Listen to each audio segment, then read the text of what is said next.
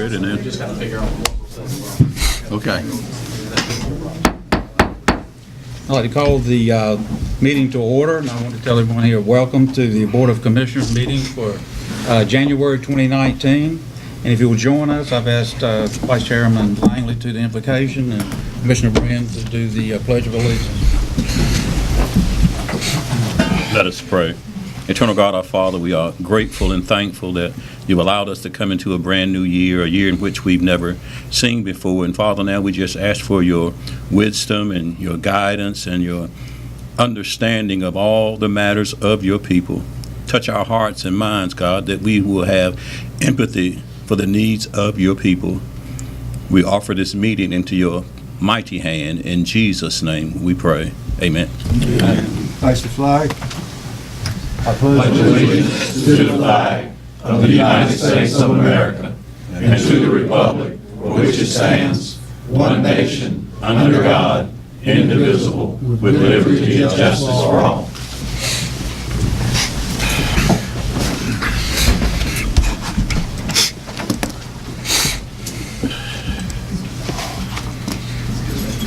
I'd like to ask if any of the commissioners got any kind of conflict of interest on the agenda for the night. Hearing none. I need approval of the agenda. Motion to approve. Second. Mr. Chairman, the mayor of Aurora has asked if he could do his presentation first because he has a TAN meeting tonight. So if we could make that one change. Yeah. Do we need to amend the agenda? Who made the motion? Who made the motion? You just amend that. Oh, yeah, that's right. Okay. With the change. All in favor? All right. Okay, we open it up to public comments. Meg? Meg Howdy? Good evening. My name is Meg Howdy. I'm the Executive Director for the Washington Harbor District Alliance. And I wanted to get you up to date on the small business revolution. I'm sure you've seen a lot online and in the newspaper, and we are excited to say that out of 12,000 nominations, Washington has made it to the top 10 of the Small Business Revolution Main Street. And so that is a TV show, and they will actually be coming into town on January 23rd and 24th. They'll come in, we'll have a reception for them to meet our small business owners and talk with some leaders and really get an opportunity to learn about Washington and our beautiful county. And one of the reasons that they chose us was because the city, the county, and lots of organizations that are here work closely together. And that's one reason that they chose to come to Washington. And hopefully we will move forward. Whether we move forward or not to the next step in the top 5, we will get the opportunity on March 11th for our local small businesses to have a marketing seminar. And this is a great opportunity for them to be able to get some great knowledge so that they can continue to grow their small business, because as you know, that's what makes our county grow. And so that is open actually to all small businesses within the county. And so we just wanted to thank you for your support and ask for your continued support as we move along. When we make it to the top 5, I've decided to say not if, when we make it to the top 5, then we're going to be open to voting to make it into the top 1. And when they will actually come in, do a filming of a TV show, and then $500,000 is going to be put into our small businesses here. They'll choose 6. And so we just want to thank you and ask for your continued support. Good job. Thank you. Ms. Mish? Thank you.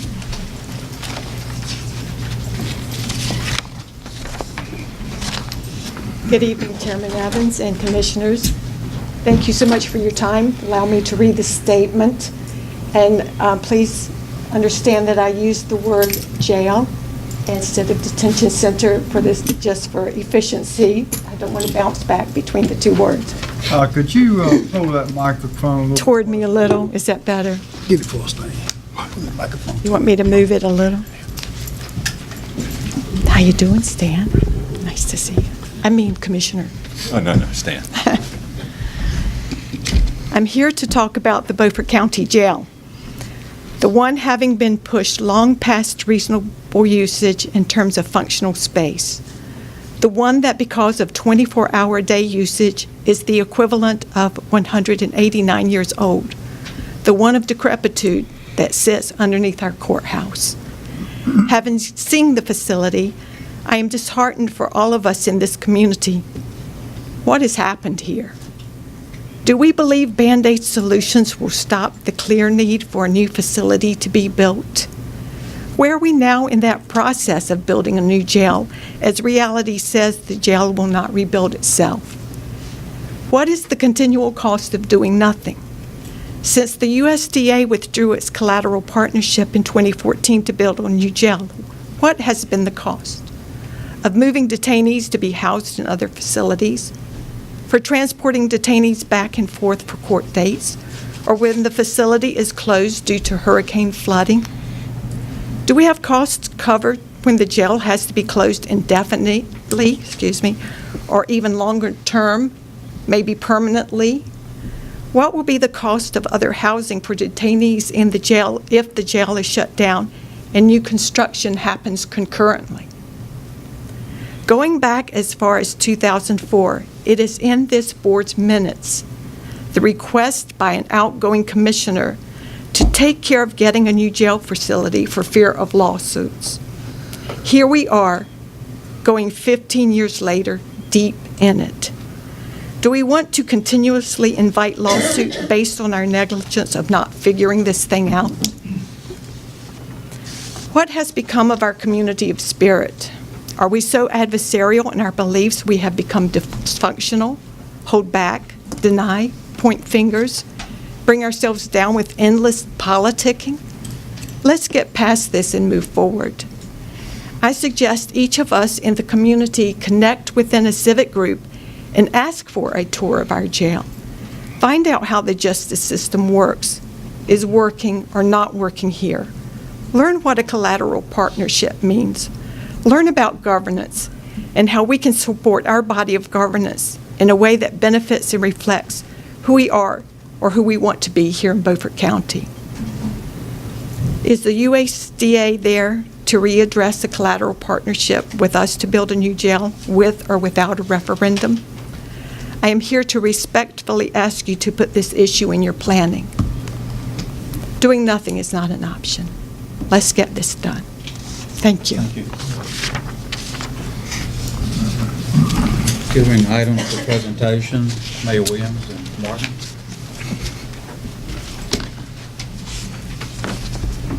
Gentlemen, thank you for Thank you. Yes, thank you for allowing us the time, and I apologize for the date. I actually wrote this originally in 2018. It should be 2019, obviously.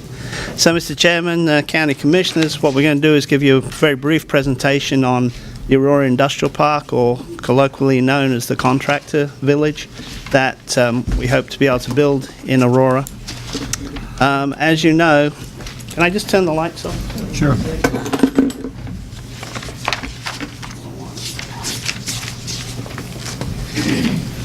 As you know, Aurora sits next to the Nutrien Aurora mining facility, which I believe makes up about 17% of the county's property tax on an annual basis. You can see the scale of the mine compared to the town there, just down the bottom of the picture to the south of the mine. The mine itself is not only a mine, but also a processing facility. And I don't know if anybody's drinking Coca-Cola, but if anybody does, the phosphoric acid that goes into Coke comes from this mine. And so many people in the U.S. actually have part of Beaufort County in them once they drink the Coke. So the contractor village is just south of the town of Aurora, basically sitting there just south. And the reason it's needed is to boast the economic development in Aurora, which has faced stagnant growth and declining population. In fact, I think the population has halved in about the last 30 years. Also increased the property tax base of Aurora, and obviously, therefore, the county. provide a safe and attractive workplace for the contractors. These are people that work on the mine site, but they basically work in trailers. There's no water, no sewer, no paved roads. Porta potties are the way of the day. And the park would offer offices, lay-down yards, fabricating and repair facilities to those Nutrien contractors. Also, we believe because those people will be out off the mine site, retail and restaurant sales will increase in the town. Right now, if you're on the site, it's very hard to get off to come into town, say to go to lunch or whatever, so people stay on the site most of the day. As I said, the location is just south of the town. There's 51 acres of the site, 42 of which are usable, and the cost is about $450,000 for the site. It has been rezoned for this use, and the town has the sewer and water capacity to accommodate the park. And there is a cooperating landowner at present who's looking to sell the site. The adjoining acreage is also available for possible future expansion.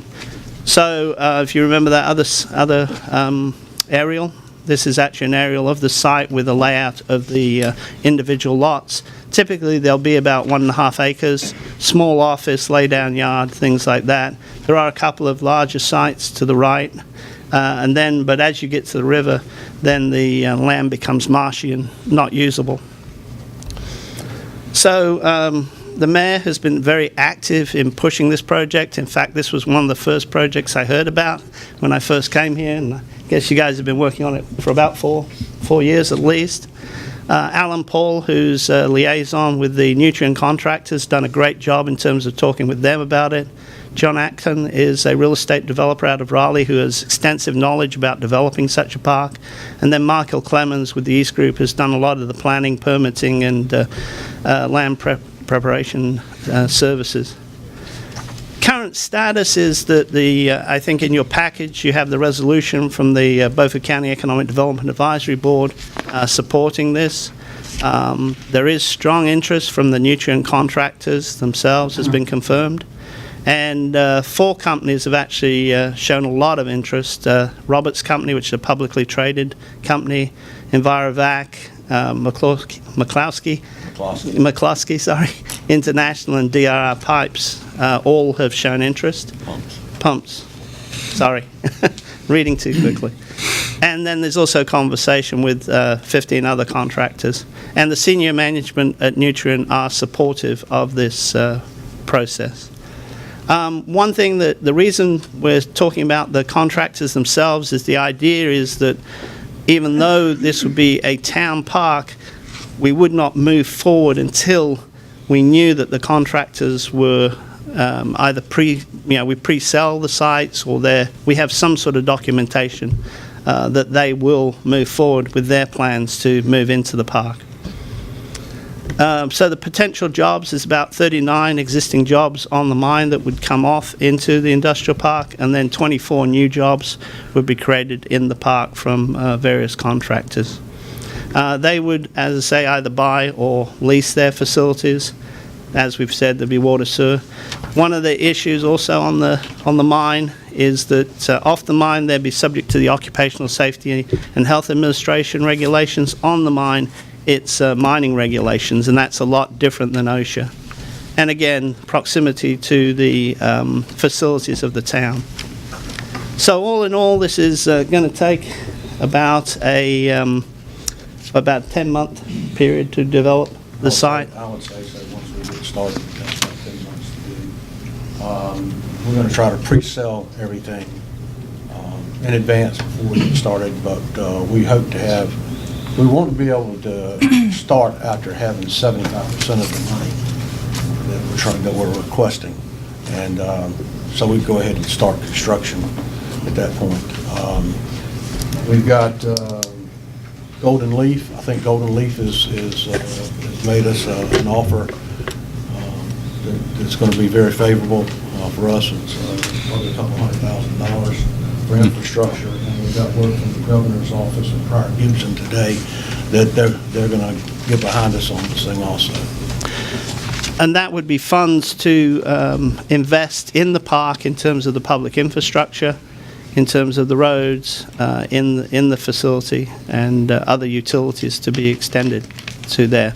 The reason for the need for investment, public investment, is that to develop the park by using public funds, that the park needs to be owned publicly. It needs to be owned by the town, so the investment in the roads, the sewer and water extension can be made, and then as a park, as a public park, it can then be sold off to the private interests, creating jobs and investment. So the economic development, the reason, the public purpose for the park is the creation of jobs and the creation of investment, and therefore property taxes off the land.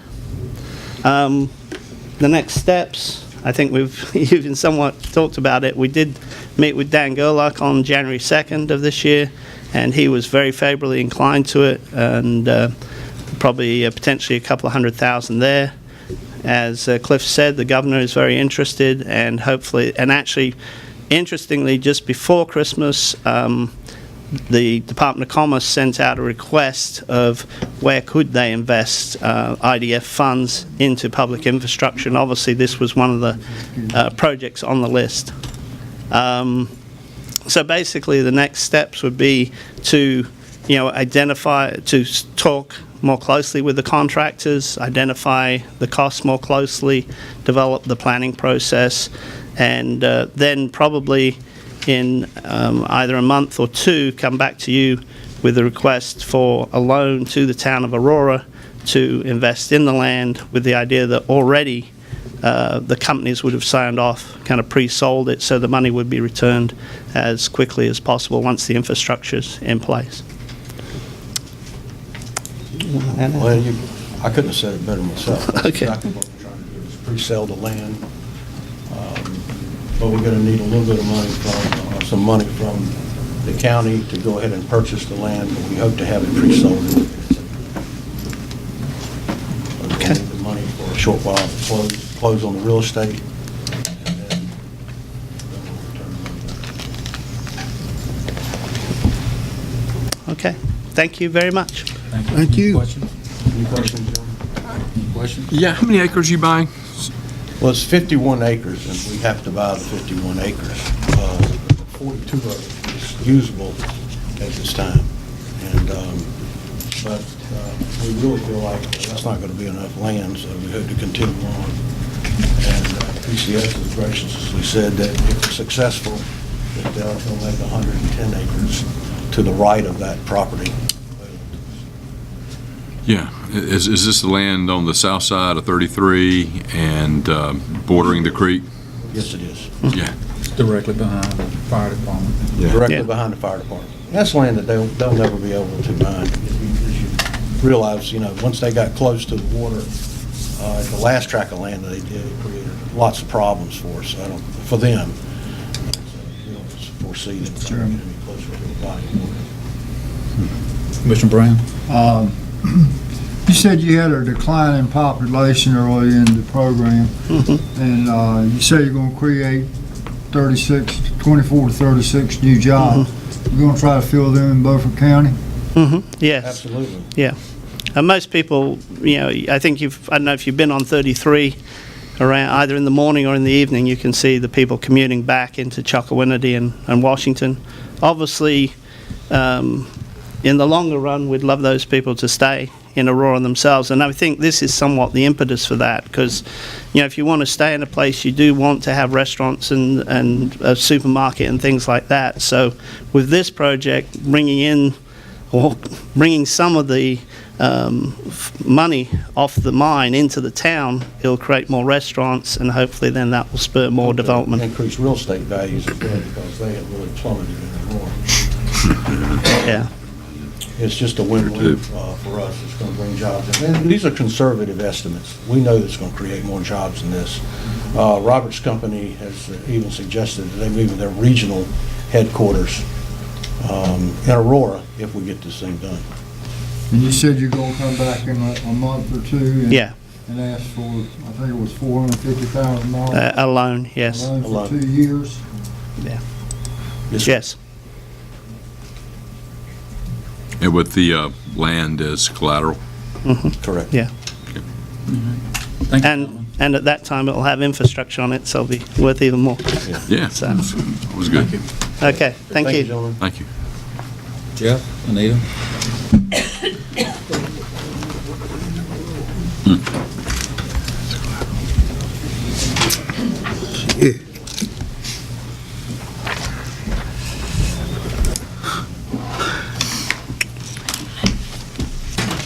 You want the audit summary?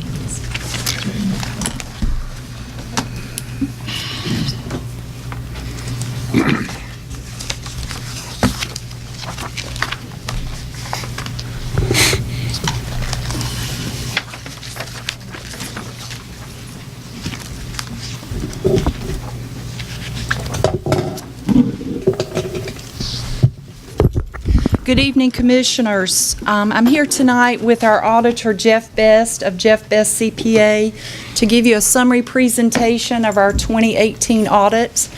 We did do things a little differently this year. We actually had the privilege of having Jeff attend our Finance Committee meeting last week, where he gave a very detailed presentation on the full 175 pages. And we noticed that meeting. We invited all the commissioners, and I appreciate the ones that attended. I thought it was a really good session and a good lesson. Everybody was getting tired by the evening.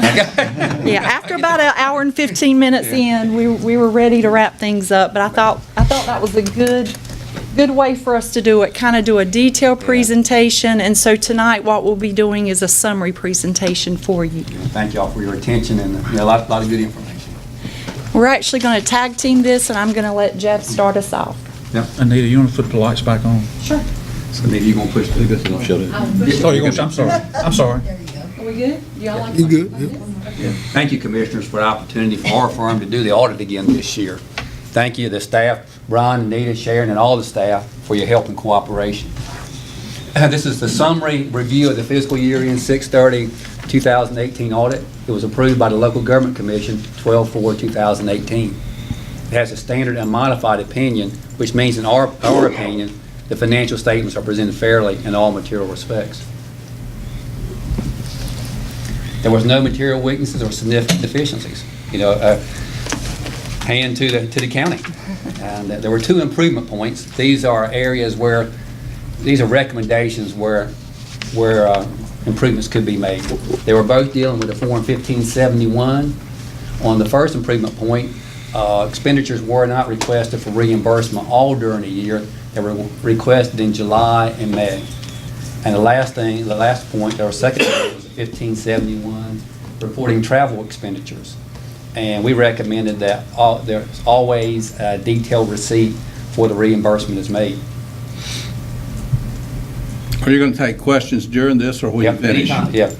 Yes, Commissioner, anytime. Well, I have a problem with the comment that you made on those travel expenses, because, it says, while this is within the travel policy of Beaufort County, we recommend that the policy be rewritten to require detailed receipts. This will prevent unallowable items being reimbursed to the employee. Yes, sir. I was under the impression that we had never had a policy that didn't require receipts. That's not my understanding. So I always turn in receipts for everything that I buy when I'm on travel. I've actually not gone back and looked specifically at the language in the policy, but I believe it says that you have to have a receipt.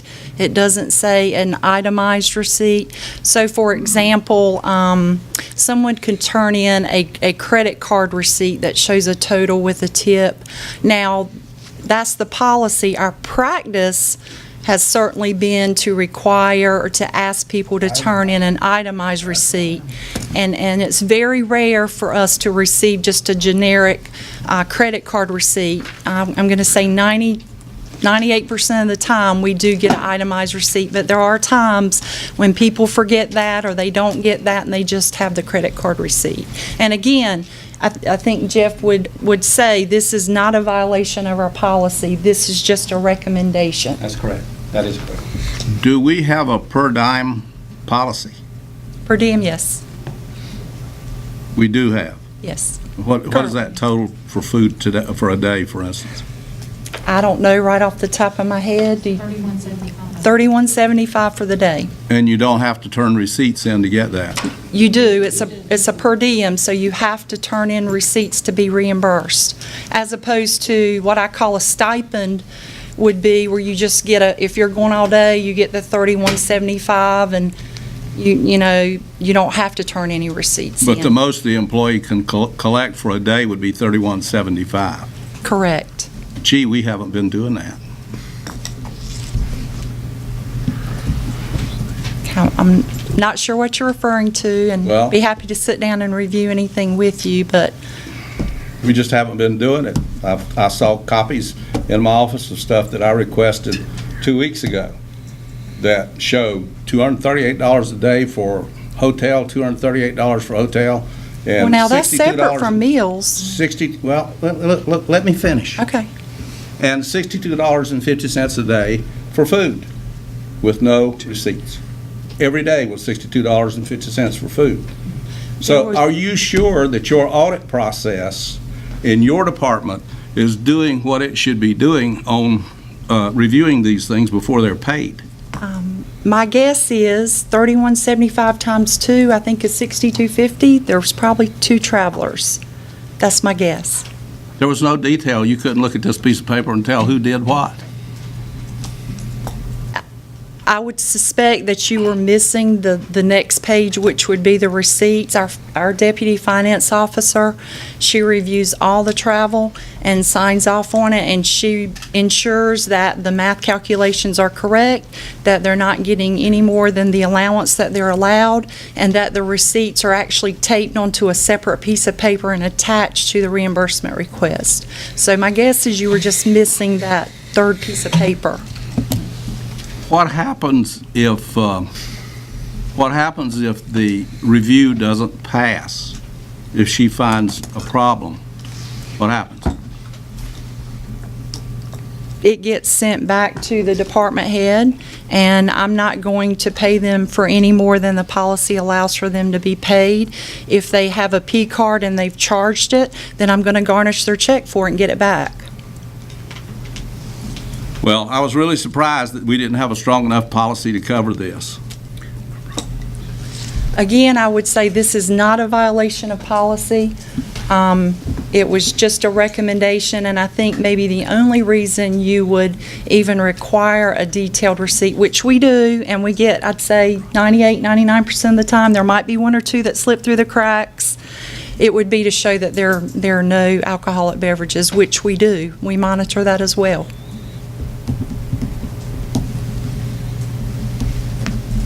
Any other questions about the improvement points? Well, I got just a comment. When we go to Washington DC, you can't eat breakfast for that. Actually, the board is exempt from the travel policy.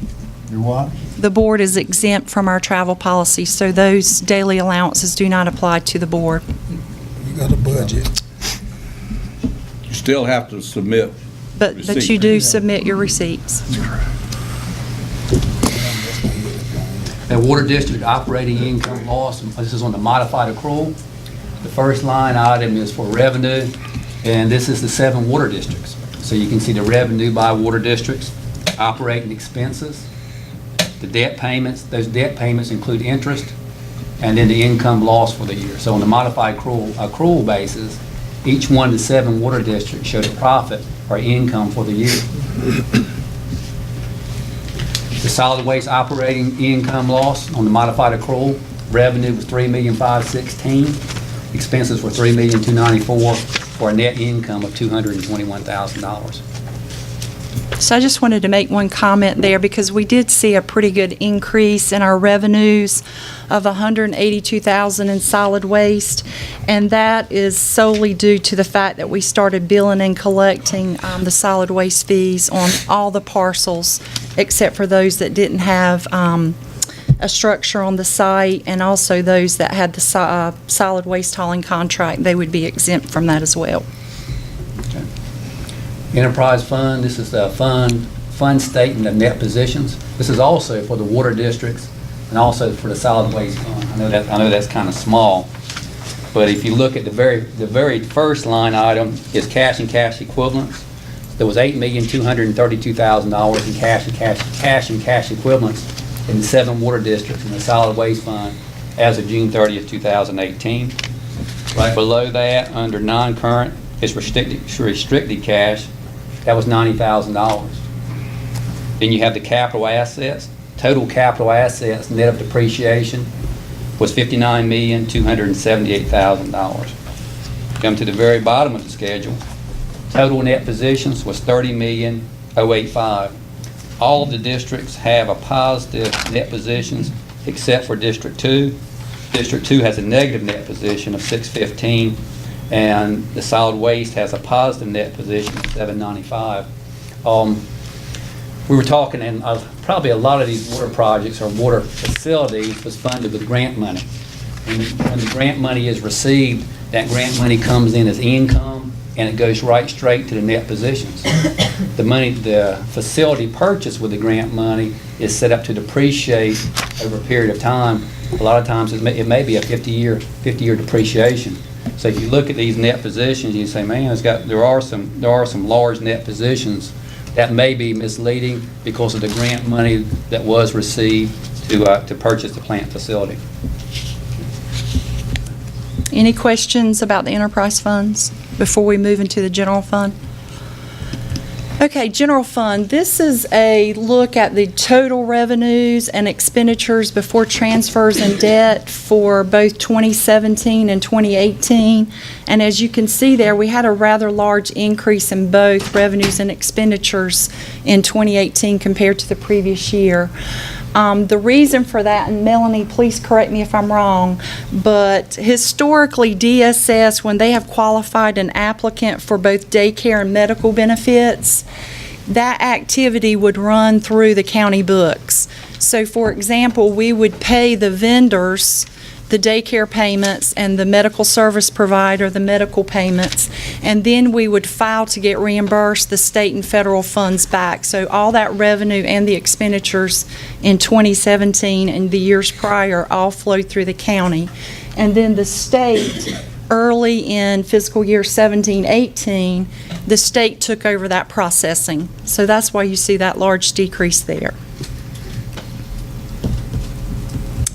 Available fund balance, this is a 5-year look at our fund balance, and you'll see that we did have a pretty significant drop there. That was all planned and budgeted.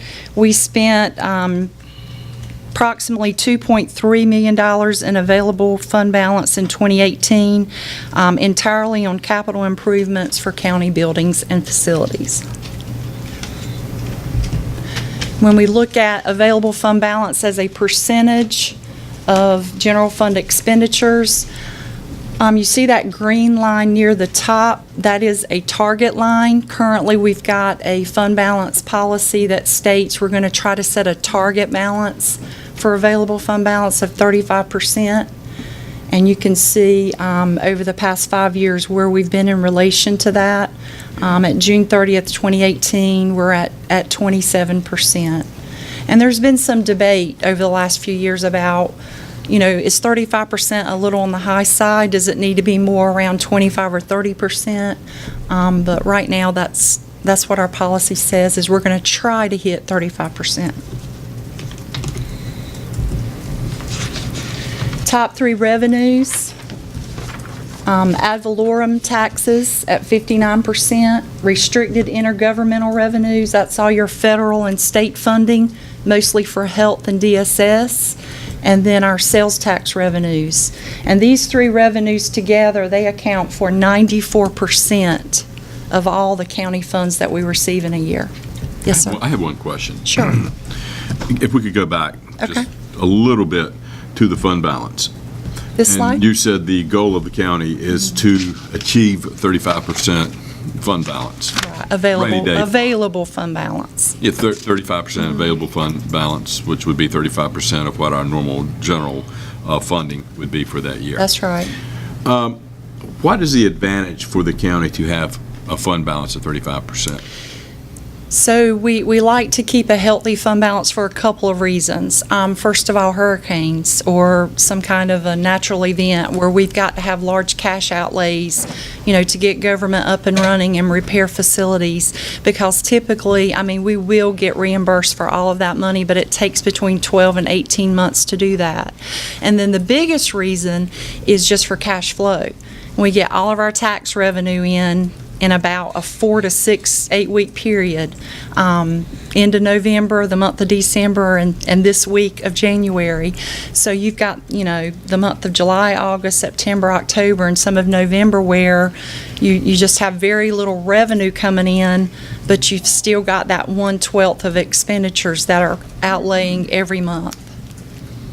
So, and like I say, there's been some debate about whether it's 35% too rich of a number, is it a little too high?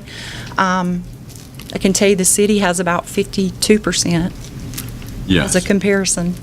However, the city also has they need that because they run their utilities through their general fund. No. They don't do that? No. Mm-mm. They're separate enterprise funds. Okay. Yeah. Their fund balance, their general fund is a lot lower than ours. Their general fund balance? Oh, their general fund is. Oh, yeah, they probably have a $15 million budget. Ours is $60 million. Yes. Yeah.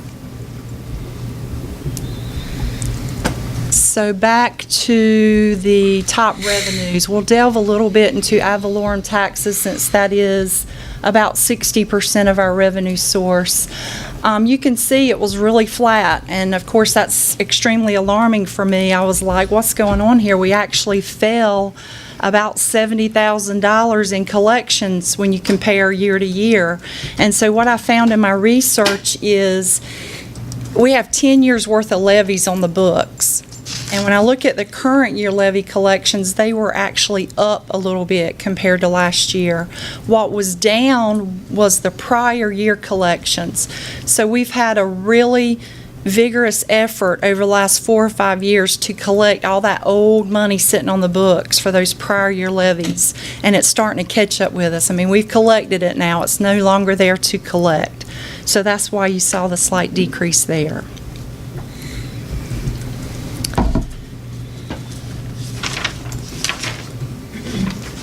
Sales tax, we saw really good growth again in sales tax in 2018 compared to 2017. It was up about $375,000 or 4.3%. And of course, we all know this number right here, our tax revenue for sales tax is solely tied to the economy. So if the economy's doing well, which it has been for the last 3 years, then we tend to see really good sales tax revenue numbers.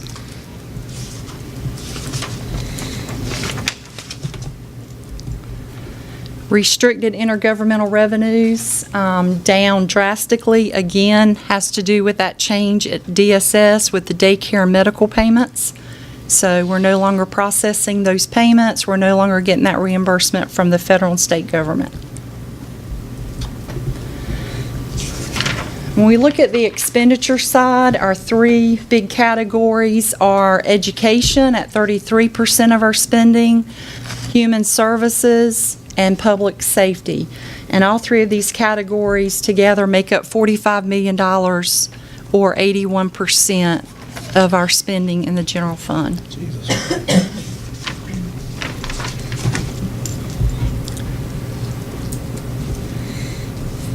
Education expenses increased by $696,000 when you compare 2018 to 2017.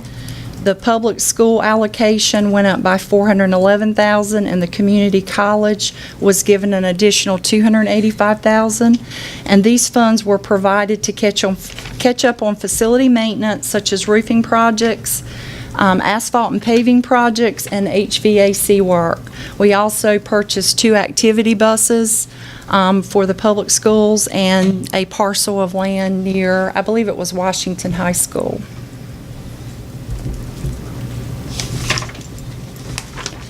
Human services, I'm going to sound like a broken record. Big decrease again because of the DSS processing of the daycare and the medical payments there.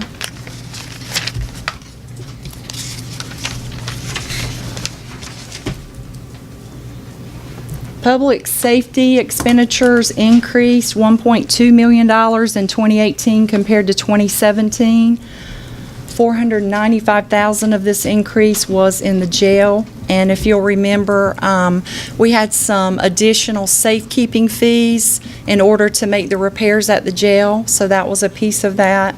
And then also, we had a really large inmate medical invoice that we were hit with at the very end of the year. EMS was up $450,000 from year to year. Since you mentioned that, $346,000 for one person, and the sheriff says he didn't know anything about it. My question to you, not to the sheriff, is there a policy in place where we are monitoring the health expenses for inmates who are sent out of county? Charlie, would you like to comment? I'm assuming you're asking on the county level, and that's correct. Not the sheriff's office. No, I asked if the county knows whether or not the sheriff's department is monitoring the cost, because when this $346,000 appeared, everybody ran around and said, well, we didn't know anything about it. Well, somebody's supposed to know something about it. So my question to you is, do you have knowledge that the sheriff's department is monitoring out-of-county inmates' medical expenses? I feel confident that they are. I think that when they say that they didn't know anything about it, it's just like the rest of us when we get medical care at a hospital. We don't know what the bill's going to be until we get it. That's not the question. The question is, are we applying management practices to managing these costs?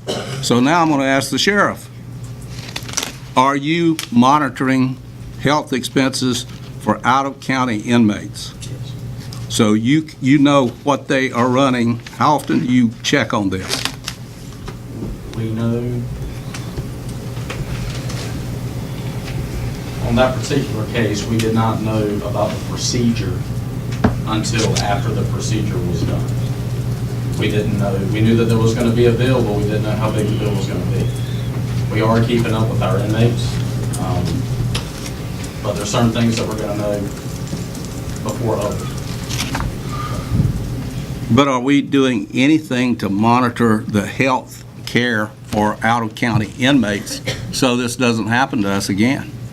I do not believe that there is a way that you can completely mitigate or stop anything like that from happening. Gee. Just saying that you're not going to get sick. You're an investigator. That's not the question I ask. What are we doing to monitor those costs? You know, and we should be monitoring those costs. We should have a handle on the health of the people that are out of county based on, we wrote a $346,000 check based on one piece of paper. If we could, We don't need to go through this again. If we had the capability to house our own inmates, then we would have more capability to supervise what was going on with our inmates. How difficult is it to call each of the jails that we are housing people out of the county every week or two and say, does this individual have health issues? Have they done sick calls? What's going on with them? Is that difficult? I can give you the information, and then you can let me know in a couple of weeks how difficult it would be for you to do. This is not a budget presentation. Yes, it is. It's No, it isn't. money. It's an expense that happened. It came up in an audit of something This is- that we didn't have a handle on. This is not why we're doing this item. What? We have a responsibility to look after the taxpayers' money, and we wrote a check for $346,000, and nobody's watching. I have a right as a commissioner to say, what are we going to do to make sure that this never happens again? He just don't get sick. You guys are doing your usual great job of looking after the taxpayers.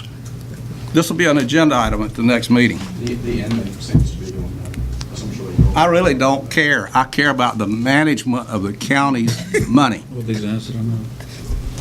We did put in place I call it a stop-loss insurance policy to help protect us against this type of thing in the future.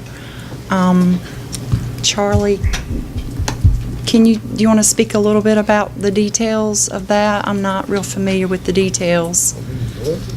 In essence, what it is that every inmate that we have under our control would be subject to, if they have a medical condition that reaches certain thresholds of the amount that the bill would be, then it would be a stop loss on the insurance where we would have to pay a pretty high deductible for each one of those things, but then once we get into the bill is $200,000 or $250,000, which it could be, if we were dealing with a heart attack or somebody that would have to have brain surgery or something like that, then the insurance would cover a case or a substantial amount of that cost, as opposed to it being all out of pocket.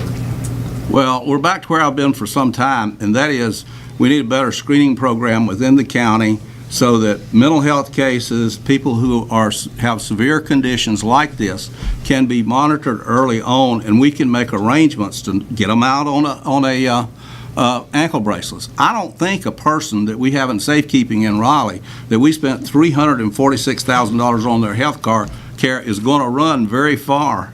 So you put them out on you put them out on an ankle bracelet. Mental health, some of those people, you see what you can do for their mental health. My point in all of this is we don't have a management system to do this. You know, with that being said, the subject that we were talking about was a murder suspect. I mean, we're not talking about disorderly conduct or anything of that nature. We're talking about somebody who was put into jail and was going to be in jail until they have their day in court. So, well, we still need to be examining alternatives. A guy that's in there, or a person, whoever it was, that's in that bad a shape, they're not going to run very far. It sounds like an ankle bracelet case to me. Okay. Last slide here.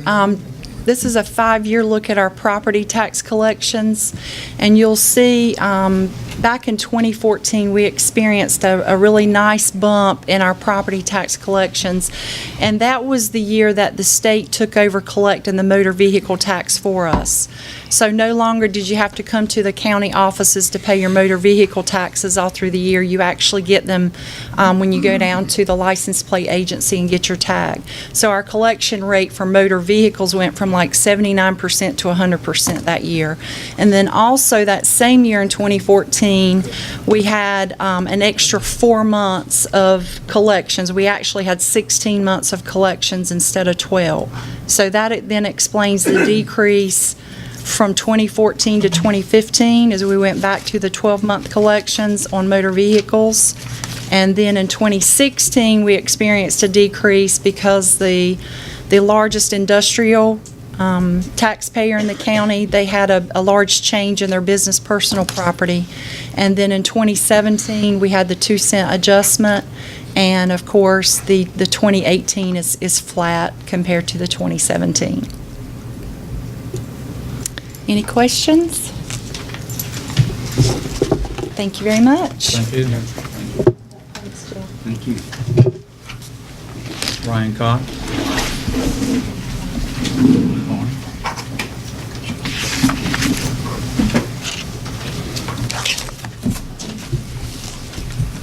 Good job.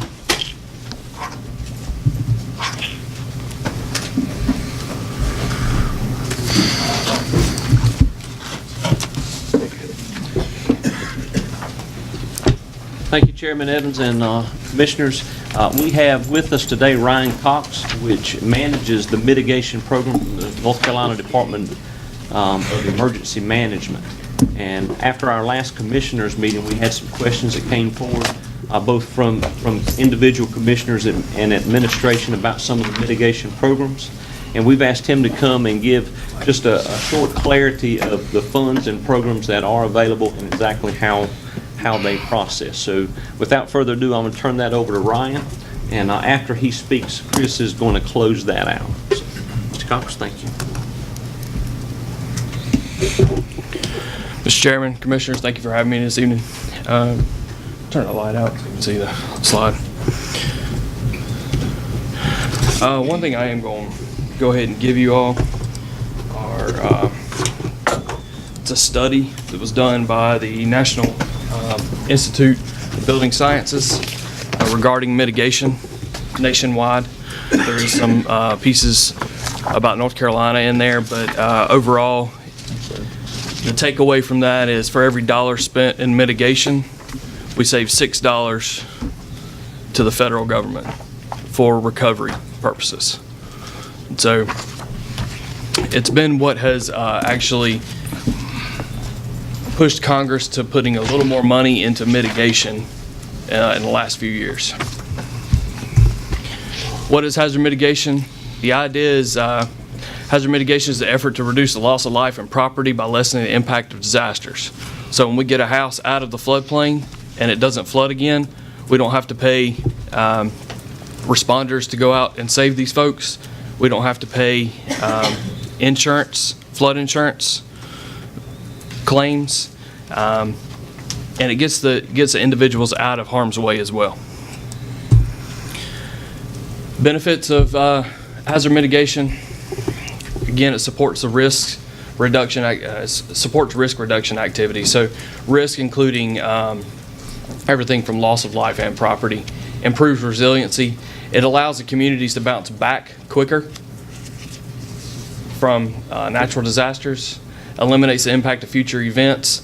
If we elevate a home and then we have another disaster, that home should lessen, the damages will be a lot less than what they were before it was elevated. When we elevate homes, we elevate them to at least base flood elevation plus 1 foot. I'm not sure what the freeboard is in Beaufort County, but 2 feet. I think I heard somebody say that. 0. I've heard 2 feet. No, it's 0. Is it 0? I do the work. Okay. I write the certificates. I file the reports. Okay.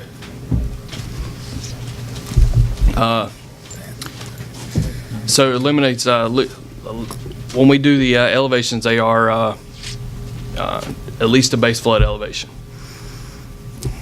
Provide long-term solutions. For example, projects to elevate home reduces risk. This is all things I've said.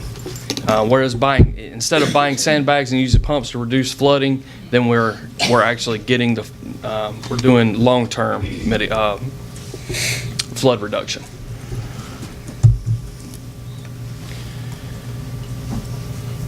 Offers cost-effective solutions to be funded projects and helps avoid repetitive damages from homes. There are several repetitive loss houses and our properties and severe repetitive loss properties in Beaufort County. The first, did I skip one? Yes, I did. So there's 2 types of non-disaster programs. This is the pre-disaster mitigation program and the flood mitigation assistance program. Both of these are non-disaster and they're appropriated annually by Congress. The priorities due for both of these change from year to year. They are 75% federal share, 25% local share. The flood mitigation assistance is a little bit different. It is tied to the NFIP program, the National Flood Insurance Program, and it's more of a sliding scale cost share, where the SRL, severe repetitive loss properties, are 100% federal share, and the repetitive loss properties are 90-10. Any others that are not considered a rep loss are 75-25. This year we did, for both of these programs, we received, Congress appropriated more than they've appropriated ever. $200 million for pre-disaster mitigation and $160 million for flood mitigation assistance, as you can see here. $70 million was set aside for community flood mitigation assistance. This is where we develop projects in advance of submitting an application, and then the following year it is expected that the application will be submitted for whatever we did with the advanced assistance funds. The community flood mitigation projects, this is where we're doing trying to do flood mitigation projects at a larger scale. So we're trying to protect multiple houses through it could be stormwater, it could be infrastructure type projects that will protect 50, 10, 15, 20, 100 homes versus doing one home at a time.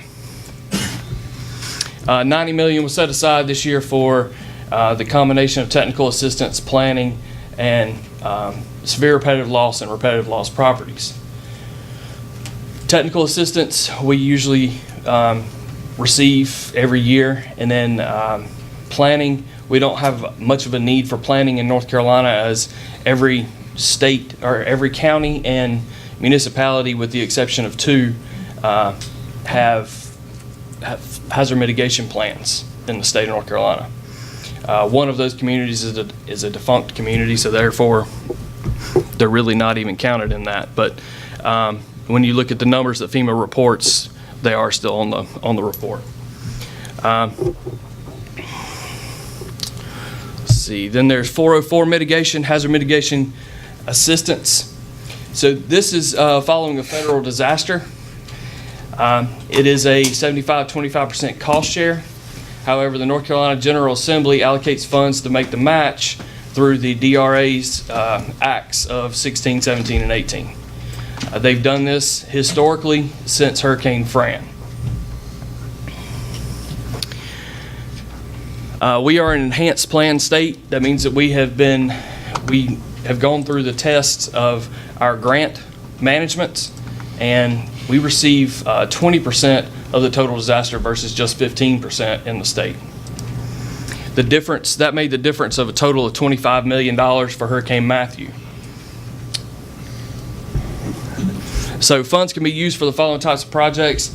The 5% initiative projects are stream gauges and generators is generally what we have done in the past. These are projects that don't require benefit cost analysis. They're initiative type projects that we're trying to test new types of mitigation. The 7% is hazard mitigation planning. That's how we have hazard mitigation plans in the state. We will not be submitting this year on Hurricane Florence for any hazard mitigation plans because we funded those through Hurricane Matthew to include Beaufort County and all the municipalities. One other thing about hazard mitigation plans are required for communities to receive public assistance category C through G. 100% of the remaining funds will be used for acquisitions, elevations, mitigation, reconstruction, safe rooms. This could include other projects, other wind type projects. If you want to do some wind retrofits, if the county is interested in that. Could be installing generators on shelters, EOCs, and that would not just be installing the generator, that would also be installing the automatic transfer switch and related wiring needed.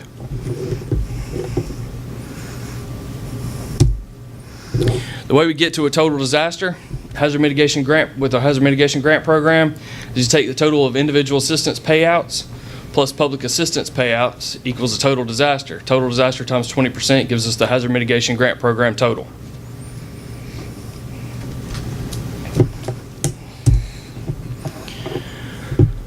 Project types, acquisition, demolition. This is probably the most popular project type that we do in the state. It requires the structure to be removed from the property in perpetuity. In perpetuity is forever. All impervious surface will be removed. That includes parking lots and building. Everything there will be removed. There are very limited things that we can do with these properties going forward. I've seen communities put parks on them. That is an allowable use for them. I've seen a lot of them return to natural state to include wooded lots.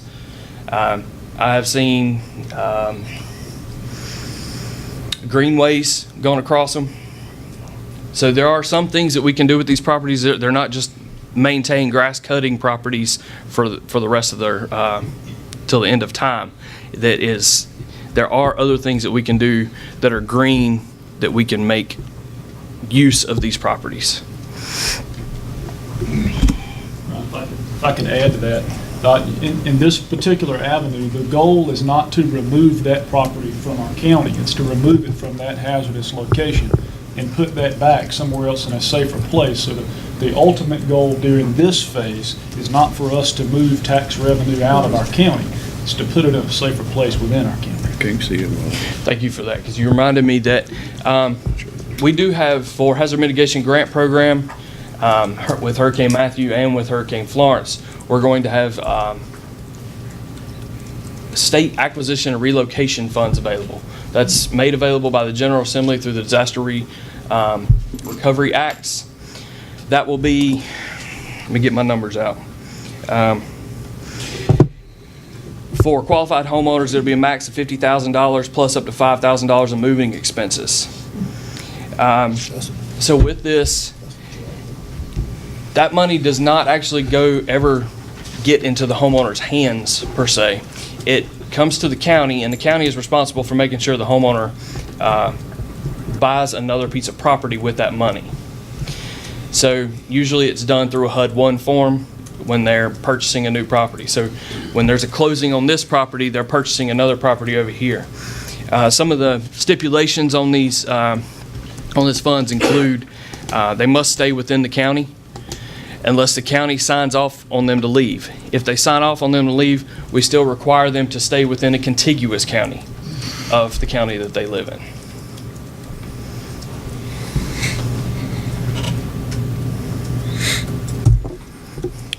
Elevations.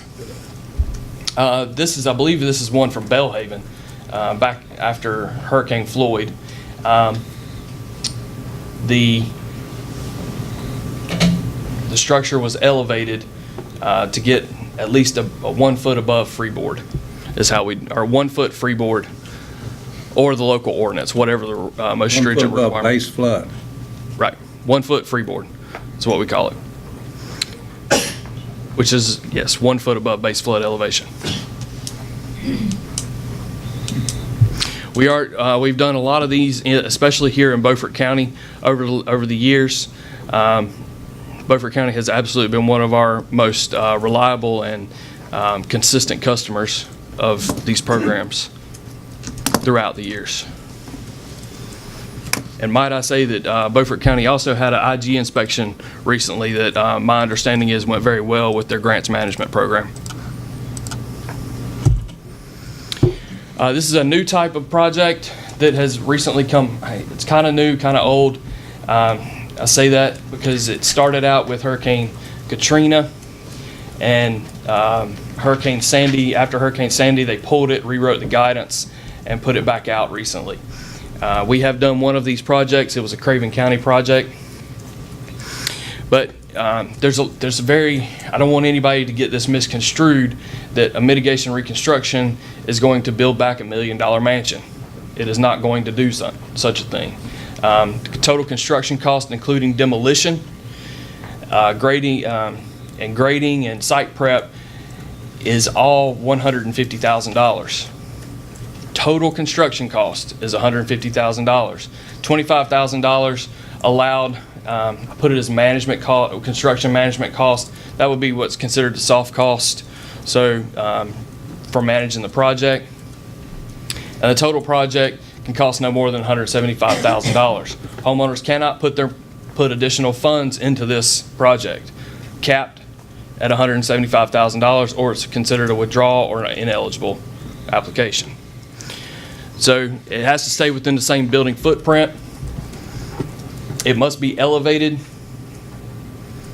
and it can go no more than 110% of the current square footage. The most you're probably going to get out of this program is maybe 1,000, 1,200 square foot house. So it's not going to be a very large house. It is a good option for those that want to elevate, but the house is not in conditions that it can be elevated.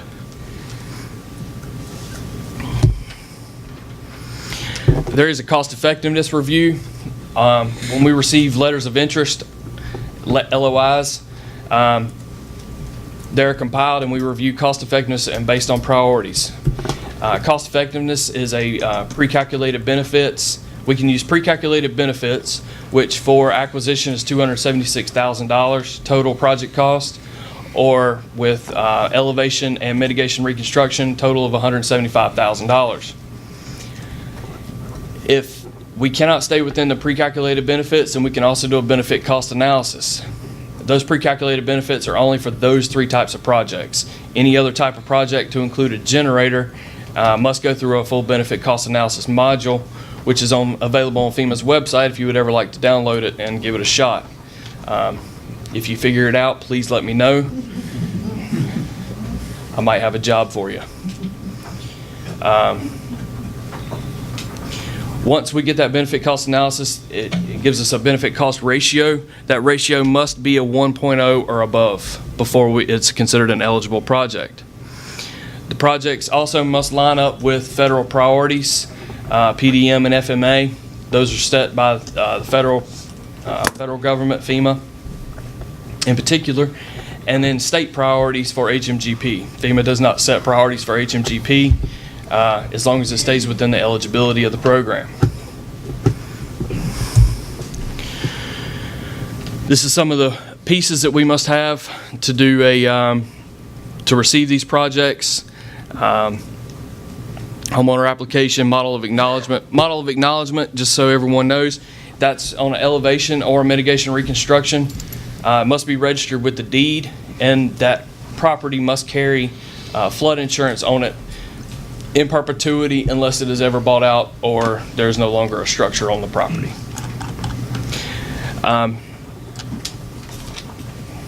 Rest of it's pretty self-explanatory. The review process for FEMA, the state does a cursory review of the same, but it's a programmatic, meaning it's an eligible project within the program. A benefit cost analysis and technical review, typically done by engineers and benefit cost analysis specialists. Environmental historical preservation, as well as tribal reviews. Any project that's over $1 million goes into a large project notification, and the congressional delegation gets first right at announcing the project before it comes down to be awarded. This process can take anywhere from 60 to 90 days, all the way up to, I've seen as much as 180 days. Any questions? I'll have some questions. Thank you. Chris, you want to say something? We'll take his questions first. I guess one of the problems I have with this program, I'm not opposed to anybody that's bought a flood insurance policy, getting all the benefits that go with that policy. If they're damaged or harmed, I'm not opposed to them getting the $30,000 of, I think it's called ICC or something, to raise the house. What I'm concerned about is the whole theory of flood has morphed into another exercise in socialism. And that is, we're out buying houses, building new houses now. We just approved something here, 4 houses, spending over $100,000 on each house. What about the people that are living up on the hill? And what about the people that have decided to move out of the flood zone? And what are the people that have built above the flood zone so that they're not damaged during a flood? We're giving away, the people that are working and doing what they should be doing, we're giving away a lot of benefit to other people who may not necessarily deserve it. What I see is, in recent programs, is a rental house that we're spending about $100,000 on. I see a person that probably lives in Georgia, and we're spending about $100,000 on that one. I see another pristine property that at the most would be flooded by like 1 foot of water or 2 foot based upon the base flood elevation. What I see is a program that I don't necessarily like, simply because it's helping people that don't necessarily deserve to be helped. Again, it's morphed into a program where you're telling me that we can spend $175,000 to build somebody a new house just because the house they've been living in is not worth rebuilding. Gee, that to me is not my problem as a taxpayer. Well, as far as the rebuilding, sir, I didn't say it's not worth rebuilding. I said it's not able to be elevated. We couldn't elevate it for whatever it's not feasible to elevate. Yeah, but whatever that could but that hazard or in that condition, why should the rest of the taxpayers help people build houses when they've already built their house and paid for it and are paying taxes on it and have bought flood insurance. I mean, I just see a problem that's running off the tracks when you talk about socialism. I see a very socialistic situation going on here. And so one of my questions to you is, how do you qualify people? When I see people that probably live out of state and I see a rental house and all this sort of stuff, how are we justifying this? Why are we putting money into these people's pockets? Well, I'm not exactly sure of the two specific properties that you're talking about, but we qualify them as, depending on what program it is. If it's a severe repetitive loss program, if it's a severe repetitive loss house, then we're losing money on it even at the insurance level nationwide with the flood insurance program. So it's more cost effective for us to elevate the house, whether it's a rental property or personal property, than it is to keep paying out the claims on the personal property claims or the But no other, see, FEMA is owned by the federal government. It should have been privatized 10 years ago. No other insurance company pays you for repetitive losses. They'll pay you for one car being destroyed one time. That's all. The fact that you have repetitive losses tells you that somebody has had plenty of time to do something about their condition, but because we're nice guys, we're going to take these taxpayers' money over here and we're going to use it for somebody that won't help themselves. We've drifted into a situation where repetitive losses shouldn't be. There's even been talk by congressmen that we may not be paying repetitive losses anymore. And we probably shouldn't pay repetitive losses, but maybe 2 times. Then it's up to you to fix it. Why should we keep paying repetitive losses? And gee, because we're going to save money, now we're just going to build you a new house.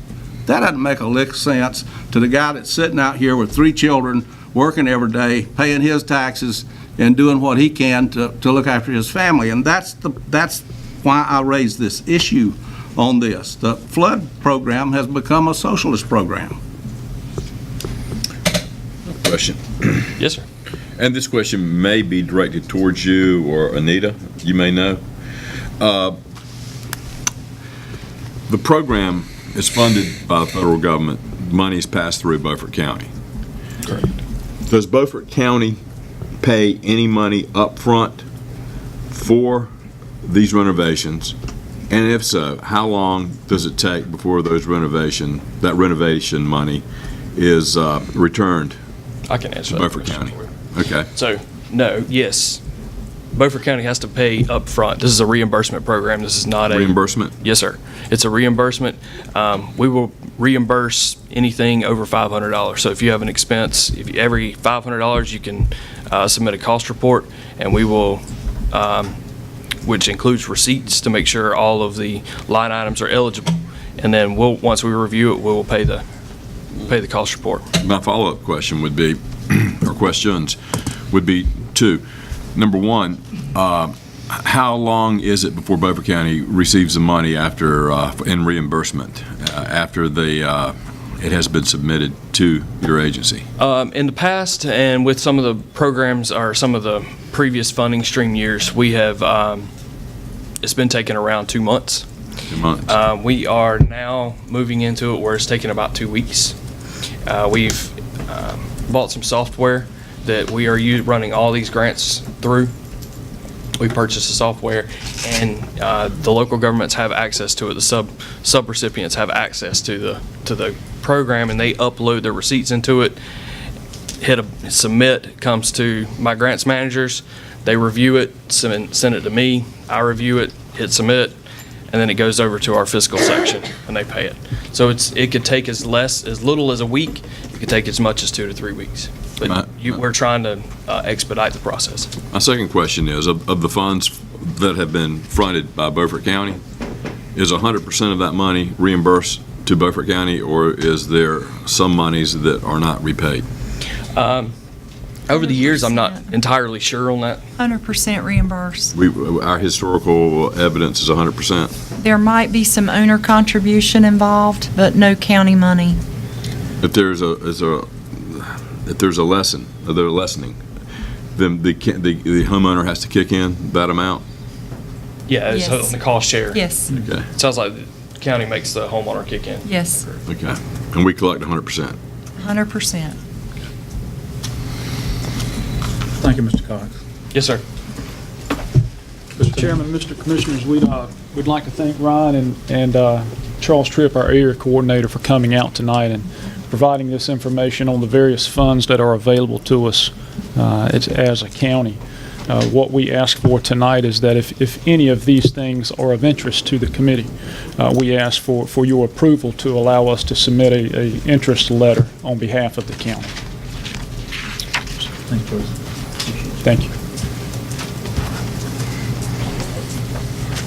Christina?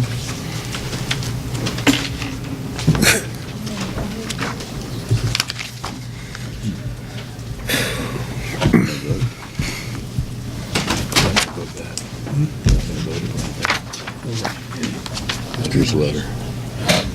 I don't know if I'm gonna vote for it. I don't know what to do.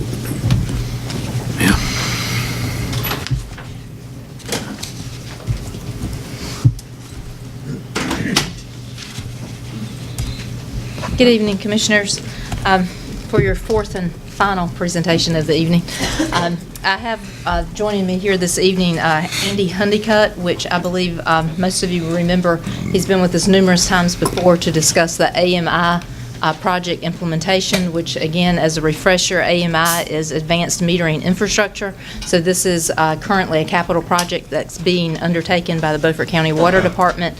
In essence, this is the installation or a meter replacement project where we are installing meters that will be radio read, that will transmit to antennas located throughout the county, and then we will be able to have those readings back in our office. So we're trying to automate a very labor-intensive and a very costly process in order to get our readings for our meters on a monthly basis. MeterSys, we have hired MeterSys. They are functioning as the project manager for Beaufort County Water Department during this project, so I'll turn it over to Andy so he can give you an update. Thank you, Christina. The county manager encouraged us to make sure we briefed the County Board of Commissioners ahead of engaging the customers, and that's what we're here to do.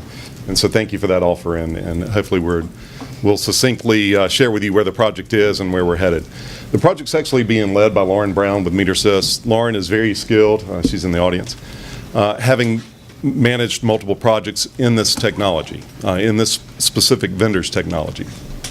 So we're real fortunate that Lauren can continue that expertise and that experience with Beaufort County. We understand the technology by this vendor and by the implementation team, and therefore we will things will be much more predictable and manageable for sure.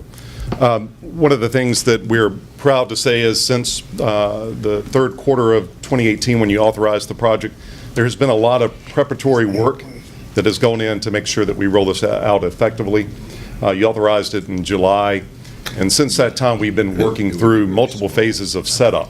That's equipment ordering and subcontractor arrangements and getting everybody ready to roll. At this point, we are on schedule. We will be testing the network through February. All 12 locations and 14 base stations across your county, and you're very fortunate to have infrastructure where we didn't have to build any new elevated assets. Because you cover this town in its totality on the water system side, we can use those existing assets and save a heck of a lot of money on the infrastructure. So that infrastructure will be tested in February, and we will also be testing our software interface with the utility billing system and rolling in limited production. And what I mean by that is limited installation. We actually will start on the north side. It's the largest section in districts 3 and 4. And then we'll go by geography within the north side until we complete it. Now, why that's important is because resources within Beaufort County on meter reading side are constrained. I think there's continued struggle in getting the work done each and every month. So the best approach forward is to get our network in totality up and operational and install meters and begin offloading that work for your existing resources. And so that will be done throughout 19, and then we'll be in full deployment by April of this year, and hope to conclude installation by 2020, March of 2020. And then there will be a lot of work on the backside, making sure that we have the system configured right, training is done effectively, and that you operate this system with sustainability. The key tasks to date include getting all of the thousands of pieces of equipment, meters and radios installed and ordered, and they are on site here in Beaufort County ready for implementation. The 14 base stations have been installed, and the welding and all the prefab work that has to be done has been complete. And the installers are actually, if not here in town, they're on their way, and we'll start that coax, or the base station to antenna installation, over the next several days. We have conducted signal strengths testing to make sure that the modems are reporting that data and getting that data out of the base stations and where they need to be. And we've got the test meters installed throughout the county. There are about 25 of those. They're dispersed throughout the county to make sure we have good coverage, and those will be brought online in the coming weeks. Still have a little bit of work to do on the base stations in terms of the electrical side. It has been extraordinarily wet. That has been the only unpredictable element in this project so far, as managing the weather, but certainly we'll work through that. Customer communication. There are three aspects of this project, and you know what those aspects are. We need to bill customers correctly. You've got aged infrastructure, it's under registering consumption. And so the first and foremost thing is to bill what is being consumed by the customer.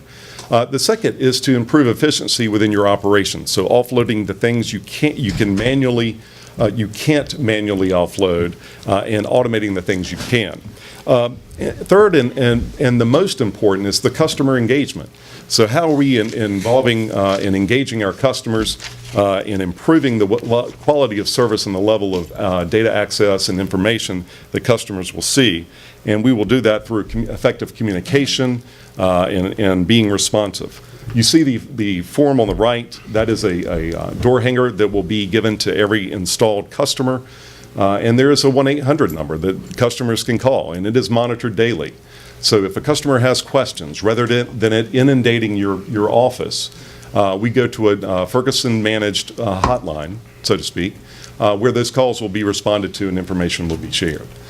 So we believe in effective communication, and we'll be working with Christina and Eric and Brian and others in the coming weeks to finalize the key messaging and all of the channels for communication to make sure that no one in Beaufort County is unaware of the project or its influences.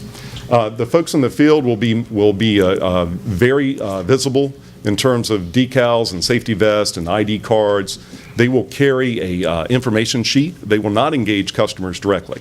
The best thing to do is give factual information to the customer and let the customer then call or engage us with other questions. And then door hangers will be provided on every installed meter so that they know what happened, and if there's some murky water, if there's air in the line, and there shouldn't be, but if there is, that they know that there's a reason for that and how to remedy. Upcoming milestones, we'll be working more on the software to get the interfaces done with your utility billing system. We will have those test meters in the ground, commissioned and tested by the end of the month. And then we will start the mass meter installation in a ramp-up environment by early February, as I said, in Districts 3 and 4. And I think that's got me. Any questions? I have one, Mr. Brown. I did a lot of work on helping put this together with Christina's help, and a question just come to mind when you started talking about the antennas and the reading of them and things of that nature. When you don't install a meter and then test that meter, how does the water flow after you put that meter in without a test? We disrupt water service about 5 minutes. It is literally the amount that would normally be required. And so when we remove the old meter, we were going to record data, the last read, the asset information like the meter ID. Then we pull that meter out and replace it with a new meter. And once that meter is activated, we go and open up a spigot or something that is accessible to flush the line. And then we go back, and while that's occurring, we're going back and testing the radio, making sure it's got good signal strength, it's connecting to the base station, and all that's occurring, so that when we leave that location, it is operable and fully useful. So disruption about 5 minutes. For any commercial accounts, industrials, we will coordinate that through appointment. And so they will never see a situation, or should never see a situation where water is disconnected or service is discontinued that would impact their operation. And I should say on the residential side, they will do a knock at the door to let the customer know that water is going to be terminated for a short period of time, and we will do advanced communication so that as a population, that particular region has gotten notification. Okay, thank you. Yes, sir. No question. Okay. Yeah, I'm new to the board. Yes, sir. I'm brand new. I'm not familiar with this whole package, this whole plan, but I do have a few questions. Okay. What you're offering is the service, the hardware, and the software, right? Right. Okay. Anything else that you're offering? And when you say you, is it? Your corporation. So our company is simply an advocate and an arm's length partner to the county to make sure the vendor, the implementer, does it like it should. We do not sell equipment. We do not. Oh, okay. We have no connection with any of the manufacturers. You're not the salesman or anything like that. You're just a consultant. We are the project manager. Project manager. Okay. Very well. Well, let me ask you this question. You probably can answer it as well. The hardware costs a certain amount of money. Right. Software costs a certain amount of money. Hardware is in place. What's the life of the hardware? It's 20-year warranty. So it's got a full 10-year warranty, and then it's prorated each and every year for 20 years. And did Ferguson just change that, or Census, excuse me?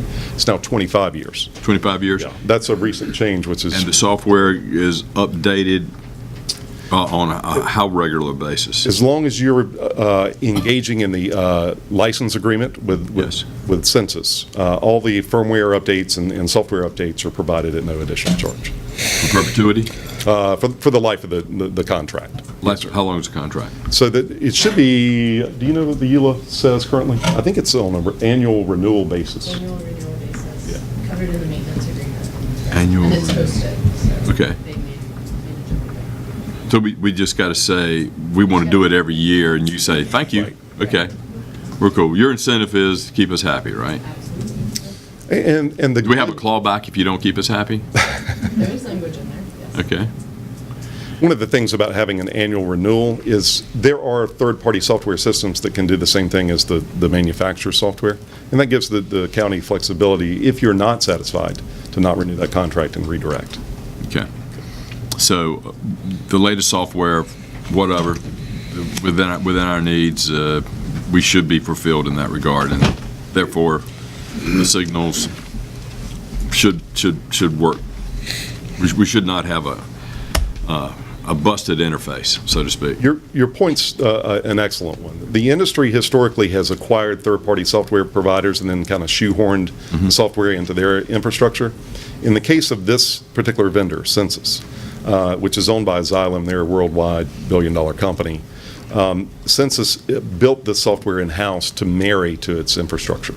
And so it is cutting edge, I would say.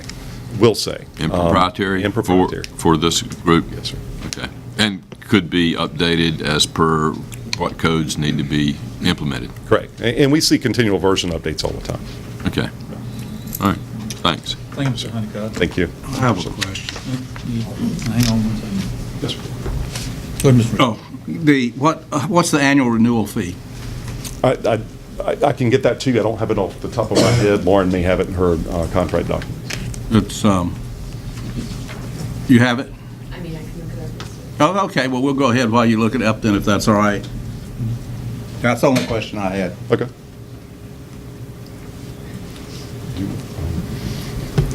We're done? Yes, sir. Thank you. Okay. Moving into items for consent, Kelly Smith. Oh, pushing you up. No, I'm just closing out. Mr. Chairman, you take those as a whole. As a whole? Yes. Okay. Do them all. Kelly gonna faint it. Mr. Chairman, I move we approve the items for consent. Second. Mr. Chairman, I would like to pull item 4, budget amendment and capital project ordinance, and the enlarged planning board appointment, City of Washington. I have a couple of questions about those.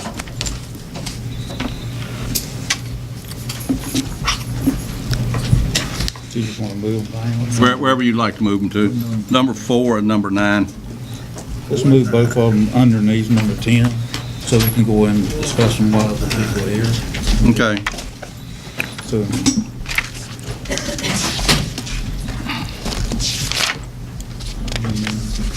Yes. Okay. Yes. have a second? Second. All in favor? All opposed? Okay. So Nita, Sir? 45. Well, let me get my question. number 4. The budget amendment. Yeah. 45. Is the budget amendment, you snuck up on me with that. Capital project order for the Division of Coastal Management. All right. We're going to have to put $5,000 with this, right? Yes. Why do we need this? This was the project that the board approved back in September. Yeah. It is to do a study on the Wrights Creek property, the entire property to ensure that there's no issues with the erosion out there. And to provide for to put a plan together if there's a need to be able to go back for funding from the state if needed. Okay. There are, in fact, issues with erosion, aren't there? There's some issues on the canal side that have occurred over the years. There's some vegetation that's fallen down. It looks like there's some issues there, and that's what this is going to help us look at. And This last hurricane took out the dike, didn't it? Keep in mind, I've been familiar with this property for 10 years. Took out which dike? Took out a part of the containment dike or the dredge material. Not aware of that. Well, you need to go down there and look at it because it's what happened. What has happened to this property is just what I said was going to happen to it. When the hurricane lined up on it, it's going to do some damage. And if another one lines up on it, it's going to be a whole lot more damage done to our $400,000 piece of property. Mr. Chairman, I asked Brian to go down there and meet me, and we took a look at the property back, I guess maybe it was June or July. There's not a dike right out there at that point. I mean, it was all natural. There was not even any rocks up there. And it has, I think, probably 3 trees have fallen over. No, But more there than was 3 no- trees. but there More was than no 3 protection. trees. I was there 2 weeks ago. I've got photographs. Well, I think this, You're getting into a hazardous situation with this, which is the reason I voted against buying this property to begin with. well, I think what we're trying to do now is figure out what we need to do to stabilize that point out there. That's right. Stabilizing the point is a good way to describe it. And there's some other erosion on the other side on the creek over there that's going to be a problem if something's not done about it. Because the pines are beginning to fall there too. That was the reason that I brought this up, was to point out the purpose. Mr. Chairman, I move we approve the Second. budget amendment. Any discussion? All in favor? All opposed? Okay, we're ready to go to number 9. Katie? What's the question? Well, my question there is, if the board approved this appointment back a couple of months ago, why does it have to come back for another appointment approval? This is for the city of Washington. Not bad. They're actually appointing a person to it, and they're asking for your blessing. Oh, you're saying we approved Bath the last time, is that right? This is Not the city of Washington. All right, thank you. Motion to approve. Second. All in discussion? All in favor? All opposed?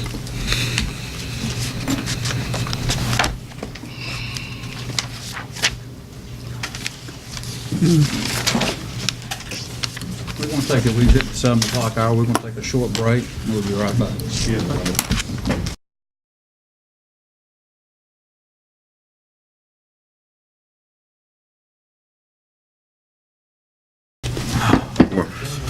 We're back from break, with items for discussion. Commissioner Richardson? Oh, okay, well, I got flood maps. Well, what I'll do is my standard thing, I'm going to say 2 things. We got about $5 million in flood insurance premiums in Beaufort County that can go into the citizens' pockets as soon as we can get these maps approved. I know one guy that's paying $4,900 a year for flood insurance. Guess what happens when these maps are approved? He's out of the floodplain. He doesn't have to pay anything. And if he wants flood insurance for about $500, he can get a preferred risk policy. So this is a big deal for Beaufort County, and we need to be a lot more aggressive than we have been in this, because the federal government and the state government is doing nothing but dragging their heels on this project. This could have been approved in 2013 because it was 1913 flood event is what all this was based on. So the 100 years came about in 2013. 2013 to 2009. We're 6 years behind on this. So I'm going to ask the manager. I see he's ready to give us his report on why we don't have this done. Members of the board, I had another conversation with Randy Munt, who is the outreach coordinator for the risk management section of North Carolina Department of Public Safety that handles the flood map revisions. The comment period, the formal comment period, the second formal comment period that came about after some revisions that were made last year that occurred because of the first comment period. They had to go into a second, they had to have revisions, and they had to have another comment period, another formal comment period. That comment period closed December the 30th of 18. There were no comments that were received regarding those revisions, and the state of North Carolina has submitted a formal request to the federal government, FEMA, for the letter of final determination. Mr. Munt says that that could take 3 to 4 months to be returned. There is then the 6-month statutory period for which it has to be held open, which allows local governments to get their ordinances correct and in effect, and gives everybody time to get everything straight before it becomes effective. What he did say was, based on the current federal government shutdown, he did not know what that time frame may look like. That may push that out a little bit. So, but the letter from the state of North Carolina has been submitted to FEMA, requesting the letter of final determination for those maps. Great. Thank you. Yes, sir.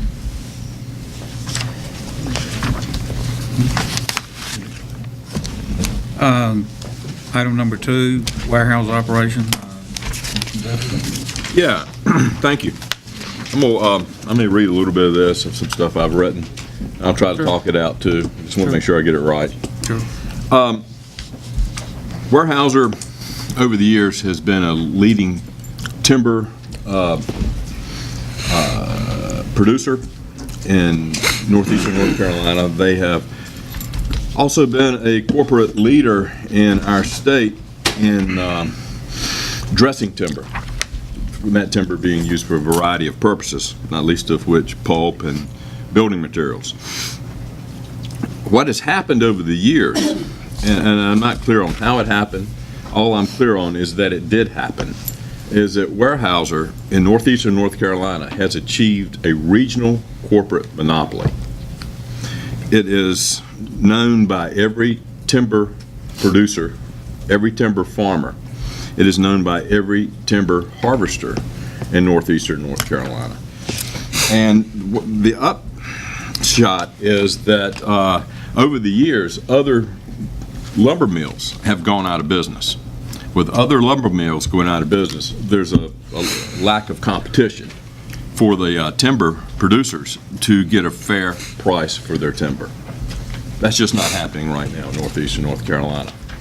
Give you a case in point, I use myself as an example. Last year, May, and it was no design of my own that I got my timber cut at the highest timber futures have ever been. They're running around $600. I got my timber cut at that time. Really, the reason being I got my timber cut at that time is I had trouble getting it cut, and that just happened to be the time that they could cut my timber. Be that as it may, with timber futures the highest they've ever been, I got less, half of what I had gotten for pulp just 7 or 8 years earlier. I'm not accounting for any kind of inflation or deflation with the time period, but I got half. Case in point, well, let me tell you, I got, my stumpage was $11 per cord, which is 5,400 pounds of timber. It's about 44% in weight of what 1,000 board feet is. I have my wife has a very good friend whose husband owns a timber mill in southeastern Virginia. Not far from here, but too far to ship your timber. Let's face it, the reason being you cannot put timber on the road is twofold. Number one, more gas. Number two, more time. Number three, for the timber harvester, more wear and tear on his truck. But he's got to get that guy back. So that's why one of the major contributing factors, there is this corporate monopoly, and why you can't just send your timber anywhere, especially for pulp. At this mill in southeastern Virginia, southeastern central Virginia, it's pretty much just north of Roanoke Rapids, he was paying 145% more for the same amount of weight for pulp than I was getting. The same week, that's exactly what he paid his people. And he made money. He made a lot of money. Now, I'm not asking you guys to get on, go and weep for Stan, but I'm going to ask you to stand up for all the people who manage timber, farm timber here in Beaufort County, all of the timber harvesters that we have here in Beaufort County who are barely making it. And even the timber brokers are getting a lot less. There's things that we can do to send a message to Weyerhaeuser. And I'm not saying we send a resolution to the DOJ. I don't think it would make any difference, because this is just a regional perspective. This is not anything that I know of happening on a national level. But this is happening in Beaufort County. When you see big loads of timber going down the road in Beaufort County, going outside of Beaufort County, just know that money on that timber is going into pockets of Weyerhaeuser and not in the pockets of the people who live here, the people who own the land, pay the taxes, and grow the timber. It is not going in the pockets of the timber harvesters. They're barely scraping by. If you talk to any of them, they will tell you that. I talked to one the other few months ago, and I said, tell me, what's your opinion about Weyerhaeuser? And he said something I can't say totally, but he called them those thieving blanks. And he meant it. And he was angry, because he has a hard time making his payroll. What I'm asking you is to consider this. And consider this as we go into budget and we look at where our expenditures are and where our receipts are. We need to think about who gets present use in this county and who doesn't get present use, and to what extent we can affect that, and to what extent we can ask Raleigh for a local bill if necessary.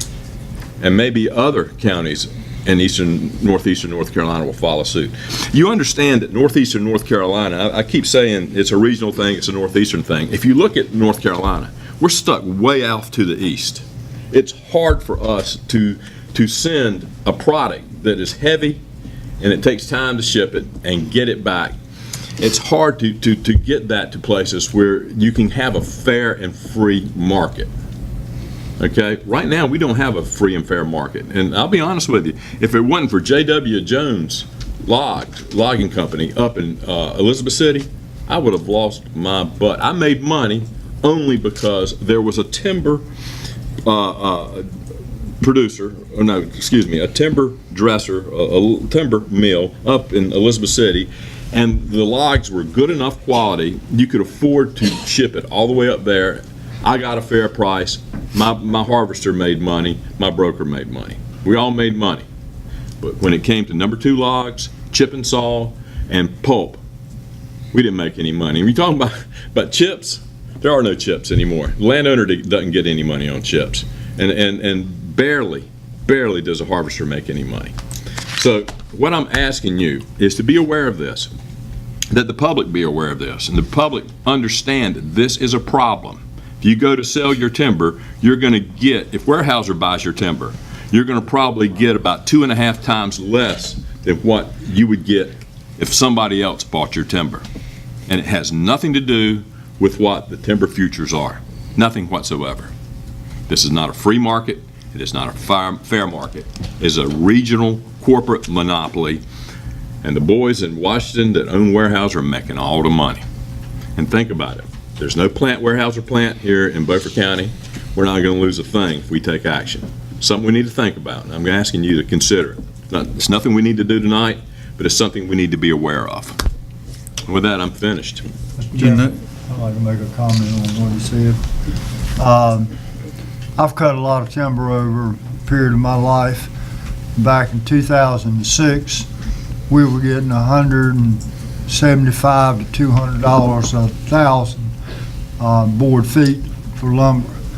You know what it is now? $33 a thousand foot. So that's how much it's going down. And that's, I don't know how these loggers are making it. I'm gonna be perfectly honest with you. Thank you. And I think we all realize that Weyerhaeuser is the number 2 taxpayer in Beaufort County. So it's an important part of it. Yes, it is.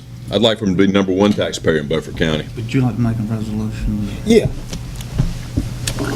During the presentation of the gentleman that was standing here doing the mitigation, about the mitigation plan, we've omitted to make the resolution. He said if there's ever any monies that Beaufort County want to apply for, that we could make that resolutions. And I'm going to make a motion tonight that we submit that resolution if there any monies out there available for the citizens of Beaufort County, the residents of Beaufort County, that we give our people the authority to apply for those funds. I'll second that. Well, my comment is they've always had the authority. They've always brought it into us. Well, let's verify. So, you know, I got you. They can come in and apply for anything. Any more discussion? So I'm not going to vote for the resolution because of that, because they can do it anyway. I'll make a discussion point here. I agree with Commissioner Richardson wholeheartedly that we have a problem in the United States with the FEMA application of the floodplain. I mean, not the floodplain, the flood insurance program. We are, as taxpayers, are subsidizing it at a record rate. It's going up every year, and it's unsustainable mathematically. And at some point, we politicians at all levels, even this local level, we need to ask that this be managed better. There are places where people should not build. They just simply should not build. And if you continue to reward the behavior of building in these places where they should not build, they're going to continue to do it. And then they're going to scream bloody murder when the money's not there anymore. And at some point, it won't be there anymore. Having said all this, understanding that I was told tonight that we get our money back within 2 months to 2 weeks, and we have a 100% success rate in getting all our money back, I will vote for it because it is money out there, and we need to do what we can to get that money, even though I do not support the program. I know that's hypocritical, but I've been a commissioner for 18 years, and I hold my nose and vote for things every now and then. This might be one of those times I do it. All those in favor? All right, got a comment. I'm sorry. Is there any way that we can restrict so that we don't end up with a piece of vacant property deeded to the county? I really have no problems elevating the home and keeping it on the tax book. My problem is you get a piece of property between Bath and Bellhaven that's an acre. There are situations that could be worked out for that up front to understand that the county would not be continuing to maintain that property, such as cutting the grass. There's other things that can be done with that property, if that's answering your question, Commissioner. But the county is going to be deeded to the county. Yes. Why can't the program divide the property and deed it to the adjoining landowners? Well, there's no prohibition against that. You can do that, and some properties have been sold. People, You cannot. but as long as the perpetual no bill stays on it, you can. The rule from FEMA, we had this conversation with the folks when we went to DC, is that it has to stay in perpetuity in either local government or a land conservation group so that it stays. I mean, you can't. Really? They've changed it. Can't build on it. That's dumb. I ain't voting for something like that. You can't give it. You can't give it to a person, or you can't buy it from a person. Can't buy it because if you were to buy it, you'd want to build something on it. You'd want to put something on it. No, but it's got a perpetual restriction on it that stays there forever. Right, but it has to stay in ownership of either local government, or you can transfer to a land conservation group or some group, a nonprofit group that's responsible for doing land conservation. So we can deed it to a conservation group. Yes, but your question is, does it come off the tax rolls? And yes, it comes off the tax rolls. Yeah. That is true. It does do that. No, really, my question is, we can't deed it to the adjoining landowners. No. He says not. At one time you could. You could work a deal out, and we have some of those properties now where adjoining landowners have said to us, I'd like to put a garden out there, or I'd like to just have it as a buffer. And we say, okay, well, you can use it, you just got to cut the grass on and keep it up.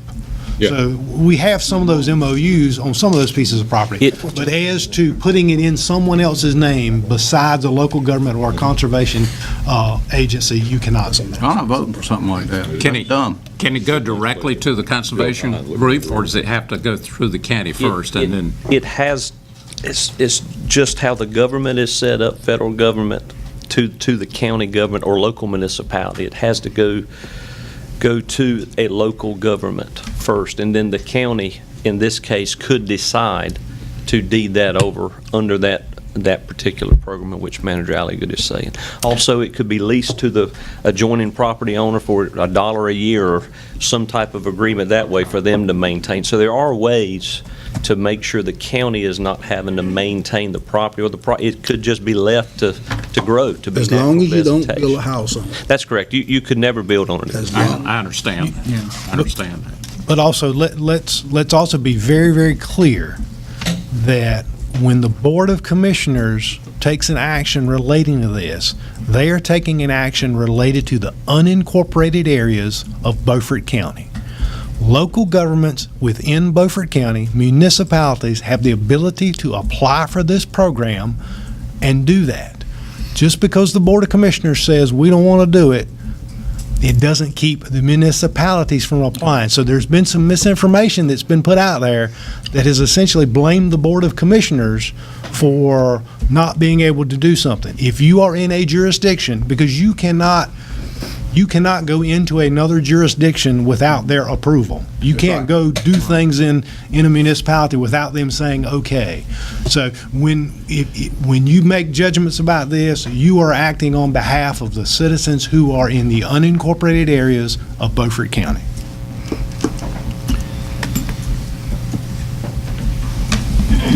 Any more comments?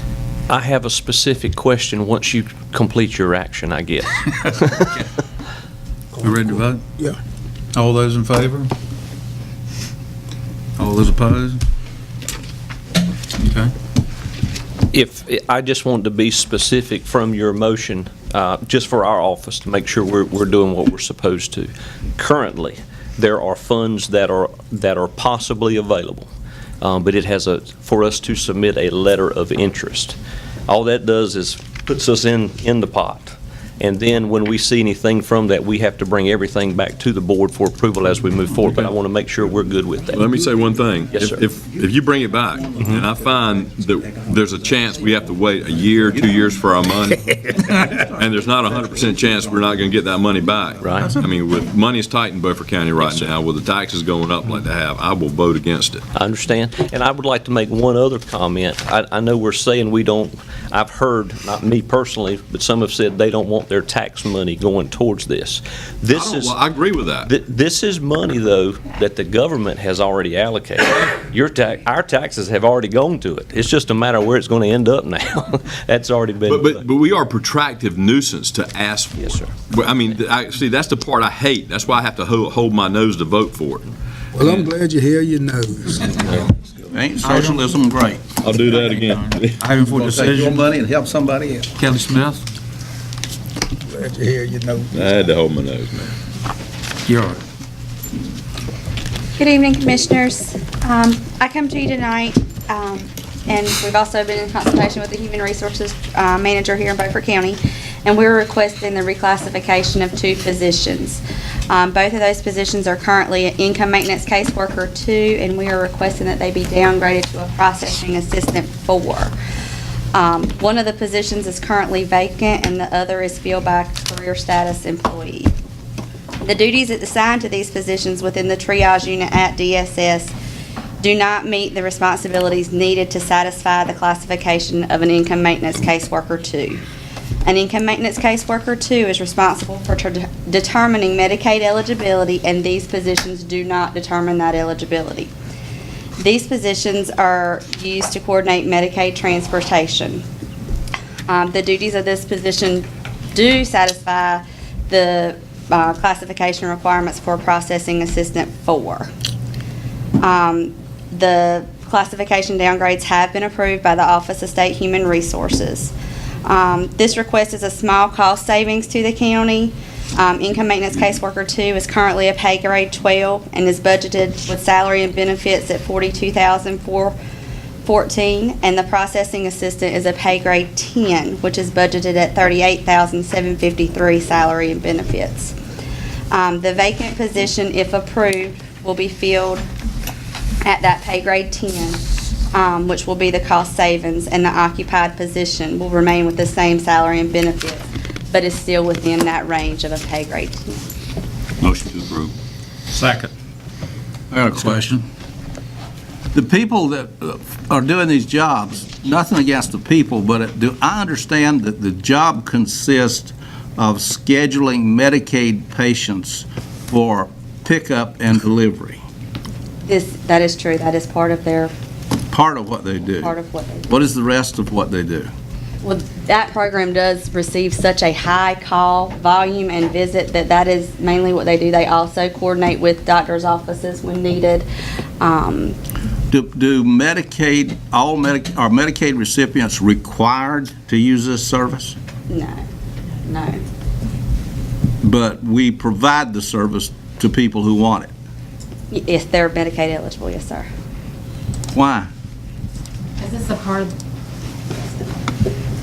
because that's a part of the Medicaid program, we have to offer non-emergency medical transportation if a person receives Medicaid. Is that mandated by the state? Yes. It comes down from the federal government, though. But you have to volunteer to get you guys to help. In other words, not everybody uses your service. That's correct. That's on Medicaid. That's correct. So is there a particular category of users? Such as? Well, people who are invalids and can't get out of the house at all, or people who... It's an all range, from all range of doctor's appointments just for a checkup to somebody who maybe needs in a wheelchair and has to go to Duke or Greenville for some type of medical appointment.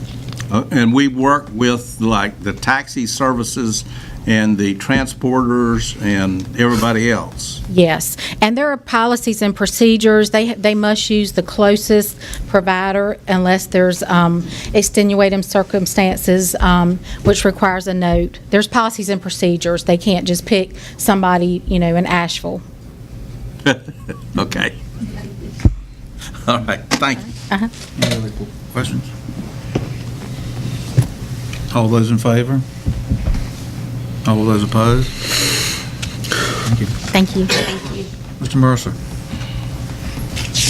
Chairman, Commissioners, I appreciate you guys letting me present tonight. We're here for the second reading of the North State Medical Transport franchise, and hopefully you'll approve it tonight for them to operate in the Beaufort County EMS system.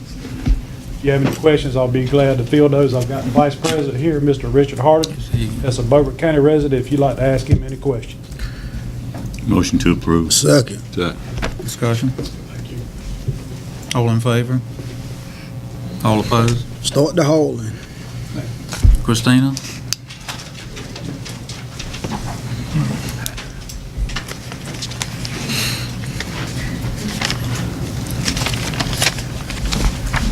Once again, I'll speak about mitigation. This is a project that I think we were all very excited about. Do you recall a few months ago, we did receive grant funding from the Golden Leaf Foundation to partially fund the installation of generators on the north side of the river for our water system. So what I bring before you today is a recommendation to award. McDavid and Associates has completed the design of 2 generators, one which will be installed at the Washington Water Treatment Plant booster pump station, and the second one which will be installed at the Slate Stone booster pump station.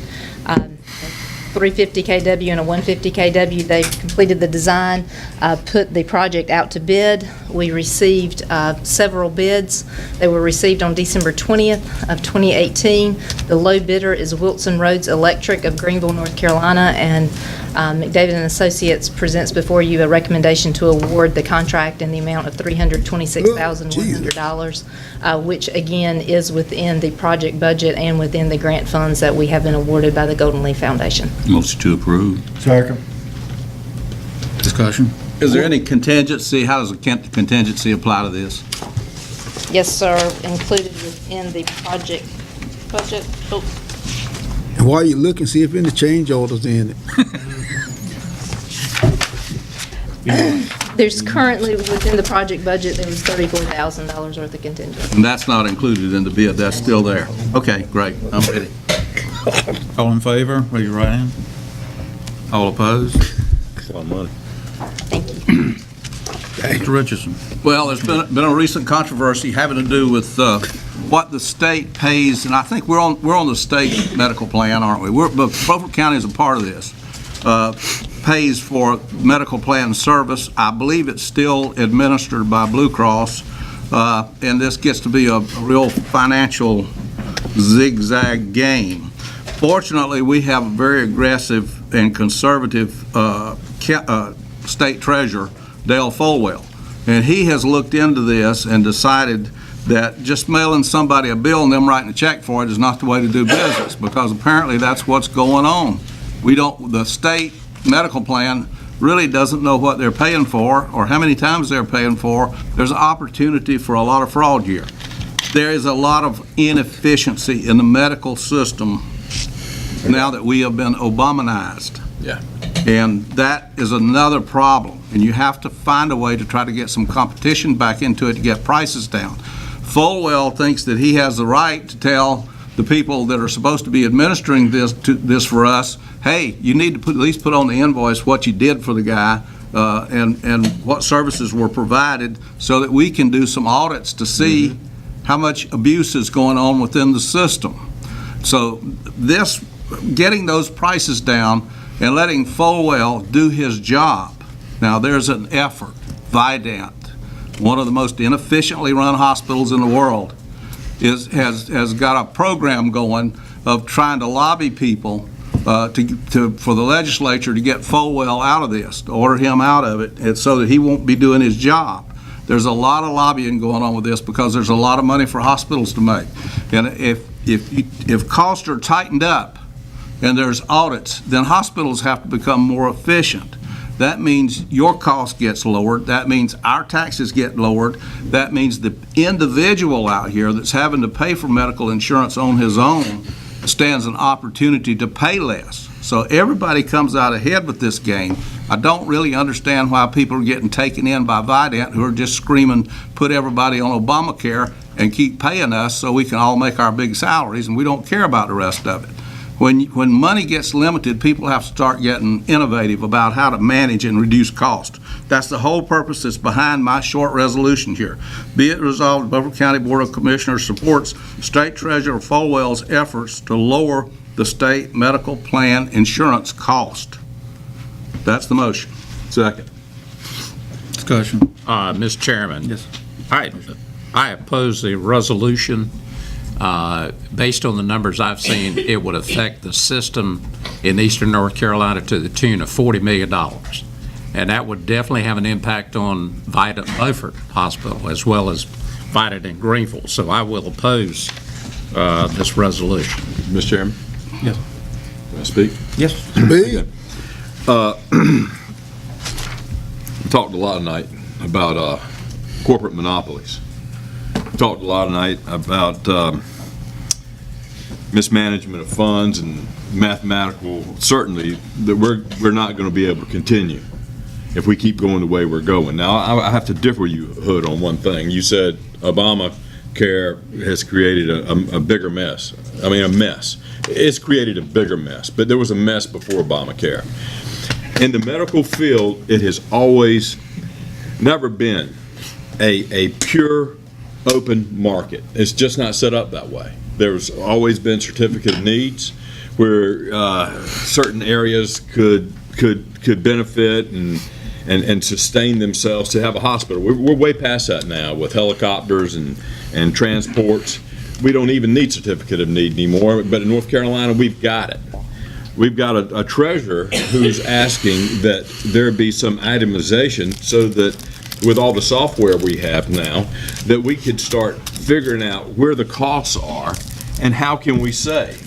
We can save at the state level, and maybe, who knows, maybe that will be a model system for other companies to save and would force these medical practices, these hospitals to become efficient. Vidant, local Vidant in Beaufort County is one of the most inefficiently run hospitals in northeastern North Carolina. Give you a case in point. Please. Okay. I gave you a case in point about timber. Let me give you a case in point here. Last year I had to have surgery on an eye. I had to have the cloud removed so I could have a lens put on my eye. And to do that, I got all the doctors to give me a price. The local doctors were the same as the ones in Greenville. There's no difference. But to have that same process done here at Vidant Beaufort, it was going to cost 3.5 times more than to have it done in Greenville at Vidant Surgical Center. Still Vidant, but Vidant Beaufort, $8,500. Vidant Surgical Center, $2,000, plus they financed. So why is it 3.5 times more here in Beaufort County than it is in Greenville? I'll tell you why. There's a market over there. Even though Vidant owns a lot of what's going on over there, there's still non-Vidant owned businesses, and so therefore there is a freer market than we have here. I'm not saying it is a perfect market, it certainly isn't, but there's a freer market. Whatever we can do to make the public aware of what's going on, we will all benefit. The problem is, yes, insurance companies should not be able to set these extremely high rates and hospitals be inefficient and doctors charge too much when less can be charged. That's what's happening with Obamacare, and that's what's forcing the the insurance rates higher and higher. Insurance companies are making, some insurance companies, not all of them, just the ones that are favored by Obamacare, are making fabulous amount of monies right now. They're in for the whole program. And there are people in between the poor who are on Medicaid and are getting the really great Obamacare deals, and the folks that are working for companies that have their own plan. The people in between are getting to the point now they can't even afford insurance anymore, and they're making a decent living, but they can't afford insurance. It's going to have to come out of pocket. God forbid they ever have a situation where they go bankrupt because of that. But what I'm trying to say is we cannot sustain ourselves mathematically if we don't do something about the medical industry. Hood, I champion what you said. I like just two sentences when I'm done. Everybody's done. Okay. I'll say this, as far as efficiency goes, Blue Cross last year lowered rates 9% in the Piedmont and raised rates 9% in eastern North Carolina. And they said the reason was because they had competition in the Piedmont and rates were lower, and they didn't have competition and they had bad management in the east, so they raised your Blue Cross rates. This will help everybody if this thing goes through. Frankie, saving $40 million to help the local buds and keep them in business because we their buddies, that's not the way the business world works. That is screwing the public big time. Excuse my French. Okay, let's vote. All those for? All opposed? Mr. Mr. Richardson, Sheriff's Office study. Oh, yeah. Well, the sheriff's office, we're coming up on budget, and we need to do some comparables on the sheriff's office with other sheriff's offices of similar size, similar populations, and I'm proposing that we find a way to initiate a study to make these comparables. And I want an independent agency, person, firm, whatever you pick to do it. I don't want a bunch of law enforcement officers doing it, because they're all insiders. And it's that simple. And this is for use in the budget that's coming up this year. The study would show the staffing per capita as an example, and they would show the office organizations and the amount of overhead that goes into these, and the budgets that goes into these. Take 10 counties and do it. Let's see what it looks like. Is there a motion? That's a motion. Second. Any more discussion? I ain't got nothing to say. All those for? Well, let me say one thing. Go ahead. I think it's just all about transparency. And I think if we vote, every time we take a vote up here, we need to ask ourselves, are we being more transparent or less transparent? And I think this is about transparency. All those for? All those opposed? Mr. Dethridge, Commissioner Dethridge. Oh, very simply, I won't be long-winded on this one. I think I blew myself out on the last one. But we have our retreat coming up in a matter of weeks, and I think it's incumbent upon us to let the public see what we're doing. I would appreciate it if we could have it filmed, and I'm very thankful that we have somebody, a videographer, who can pick up his equipment and move to wherever we need him to be. And that's my motion, if there needs to be one. Otherwise, a consensus will do just fine. How do we feel about it, board? Second. You want to do a motion? Yes, Okay. please. Okay, my motion, a second. Any discussion? I've got a question. I see the rate here is $500, and we're paying $800 for 3 hours for our county commissioners meeting. Why the difference? I mean, we're talking about 17 hours for 500. I'm able to answer the question. I'm gonna oppose the motion. May I speak? Go ahead. Sounds like free market system to me. We're getting a good deal. That's Even more reason to go with it. The question is, why are we paying $800 for 3 hours? There's a lot that's gone into it. I mean, this equipment that this man has bought over the years, and the editing, it's a lot. It's a lot. I know a little bit about editing film. It's difficult. It takes time. It probably takes more time to edit than it does to film these things. Commissioner Richardson. Well, yeah, I think Randy is enough of a public-spirited person that he knows he gave a low price because he wants this information of what goes on to get out into the public. He's doing the public a service. And there's a lot of things that are discussed at this thing, and the public needs to know. Keeping this information away from the public just keeps the backroom deal going. Transparency is always better than opaqueness. You won't give it to me, but the backroom deal shit. I don't think there's no backdoor deals going, but I'm gonna vote for this filming. I didn't really realize how many people watch these meetings until I become a commissioner and got out in the public and talked to people. People want to see what we're doing, and if we didn't do the videoing, we would get a lot of feedback from it. So I'm gonna vote for it. Okay. I think we need to point out at this meeting, there is no action taken. We don't vote on anything. We just have good discussions. But there is no vote taken. That's right. Well, let me answer that by saying this to you. I'm tired of going to budget meetings and having people tell me, well, you decided that at the retreat. That decision was made at the retreat.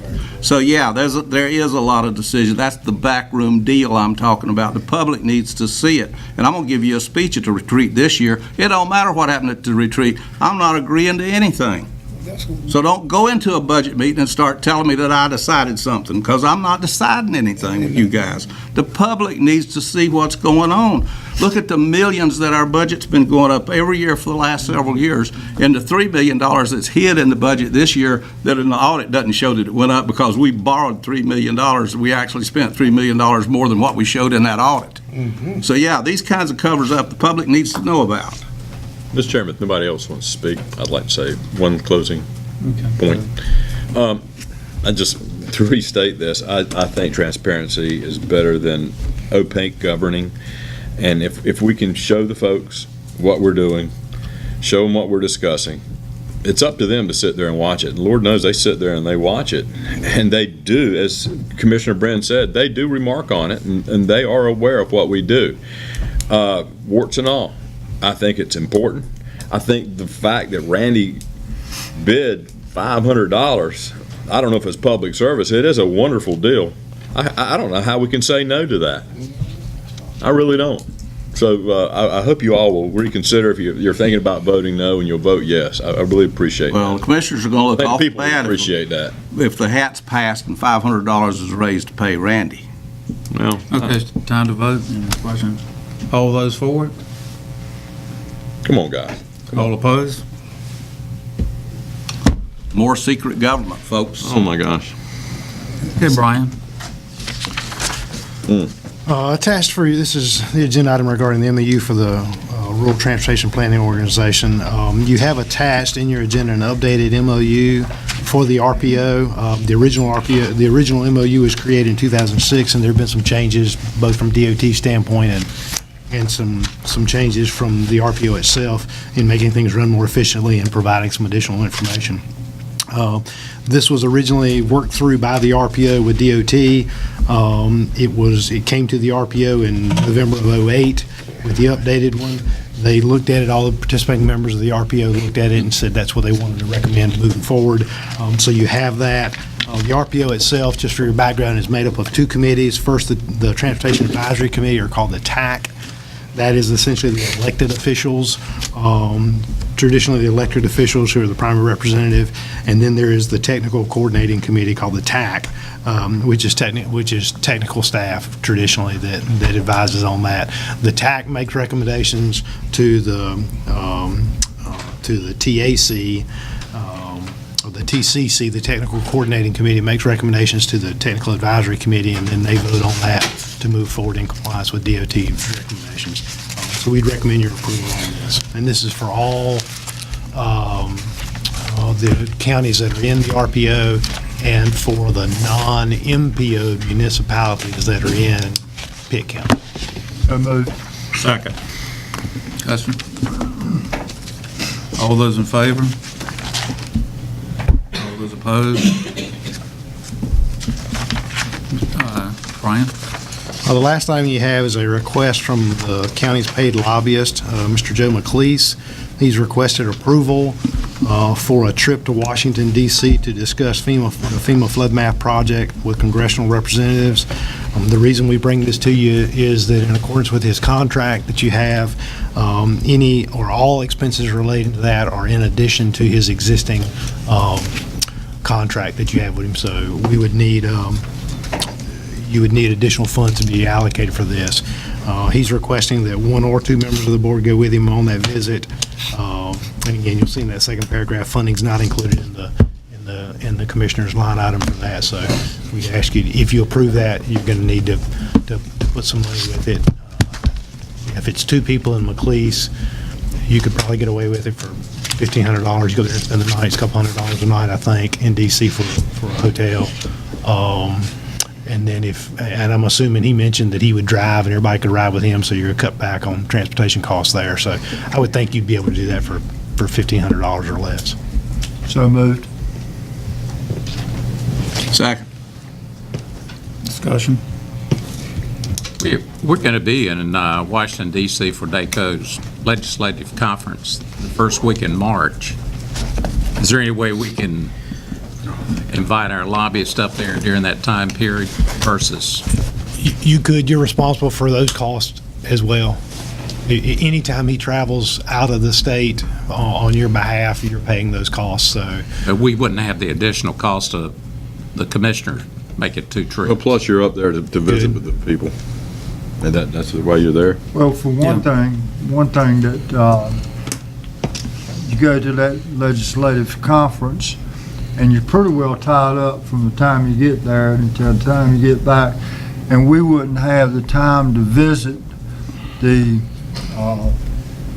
congressmen that we want to see, and Joe has lined up, and that's the reason why we want to make this trip, is so we'll have enough time to try to work out this FEMA deal.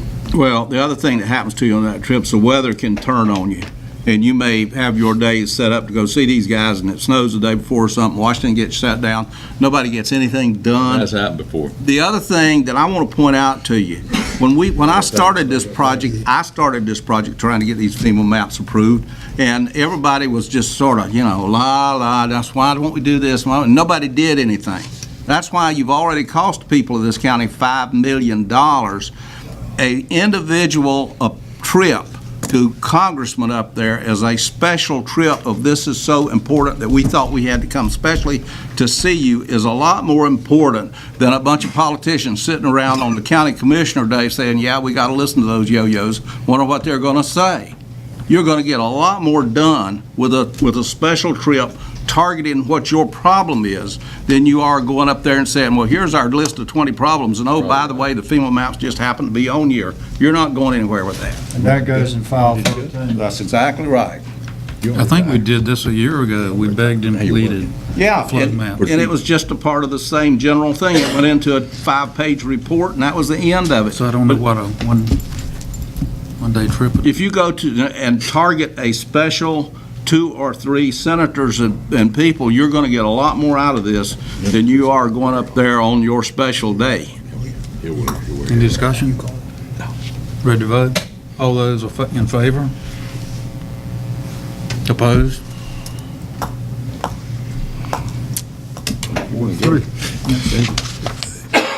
If you would, since you've voted in favor of that, is $1,500. Oh, yeah, $1,500, is that in the motion? I move we appropriate $1,500 for the purpose of the trip. So moved. Yes. Second. All in favor? Sleeping the cat. We're going, so might as well approve. Yeah. So, Motion to adjourn. second. Second. All in favor? Hallelujah.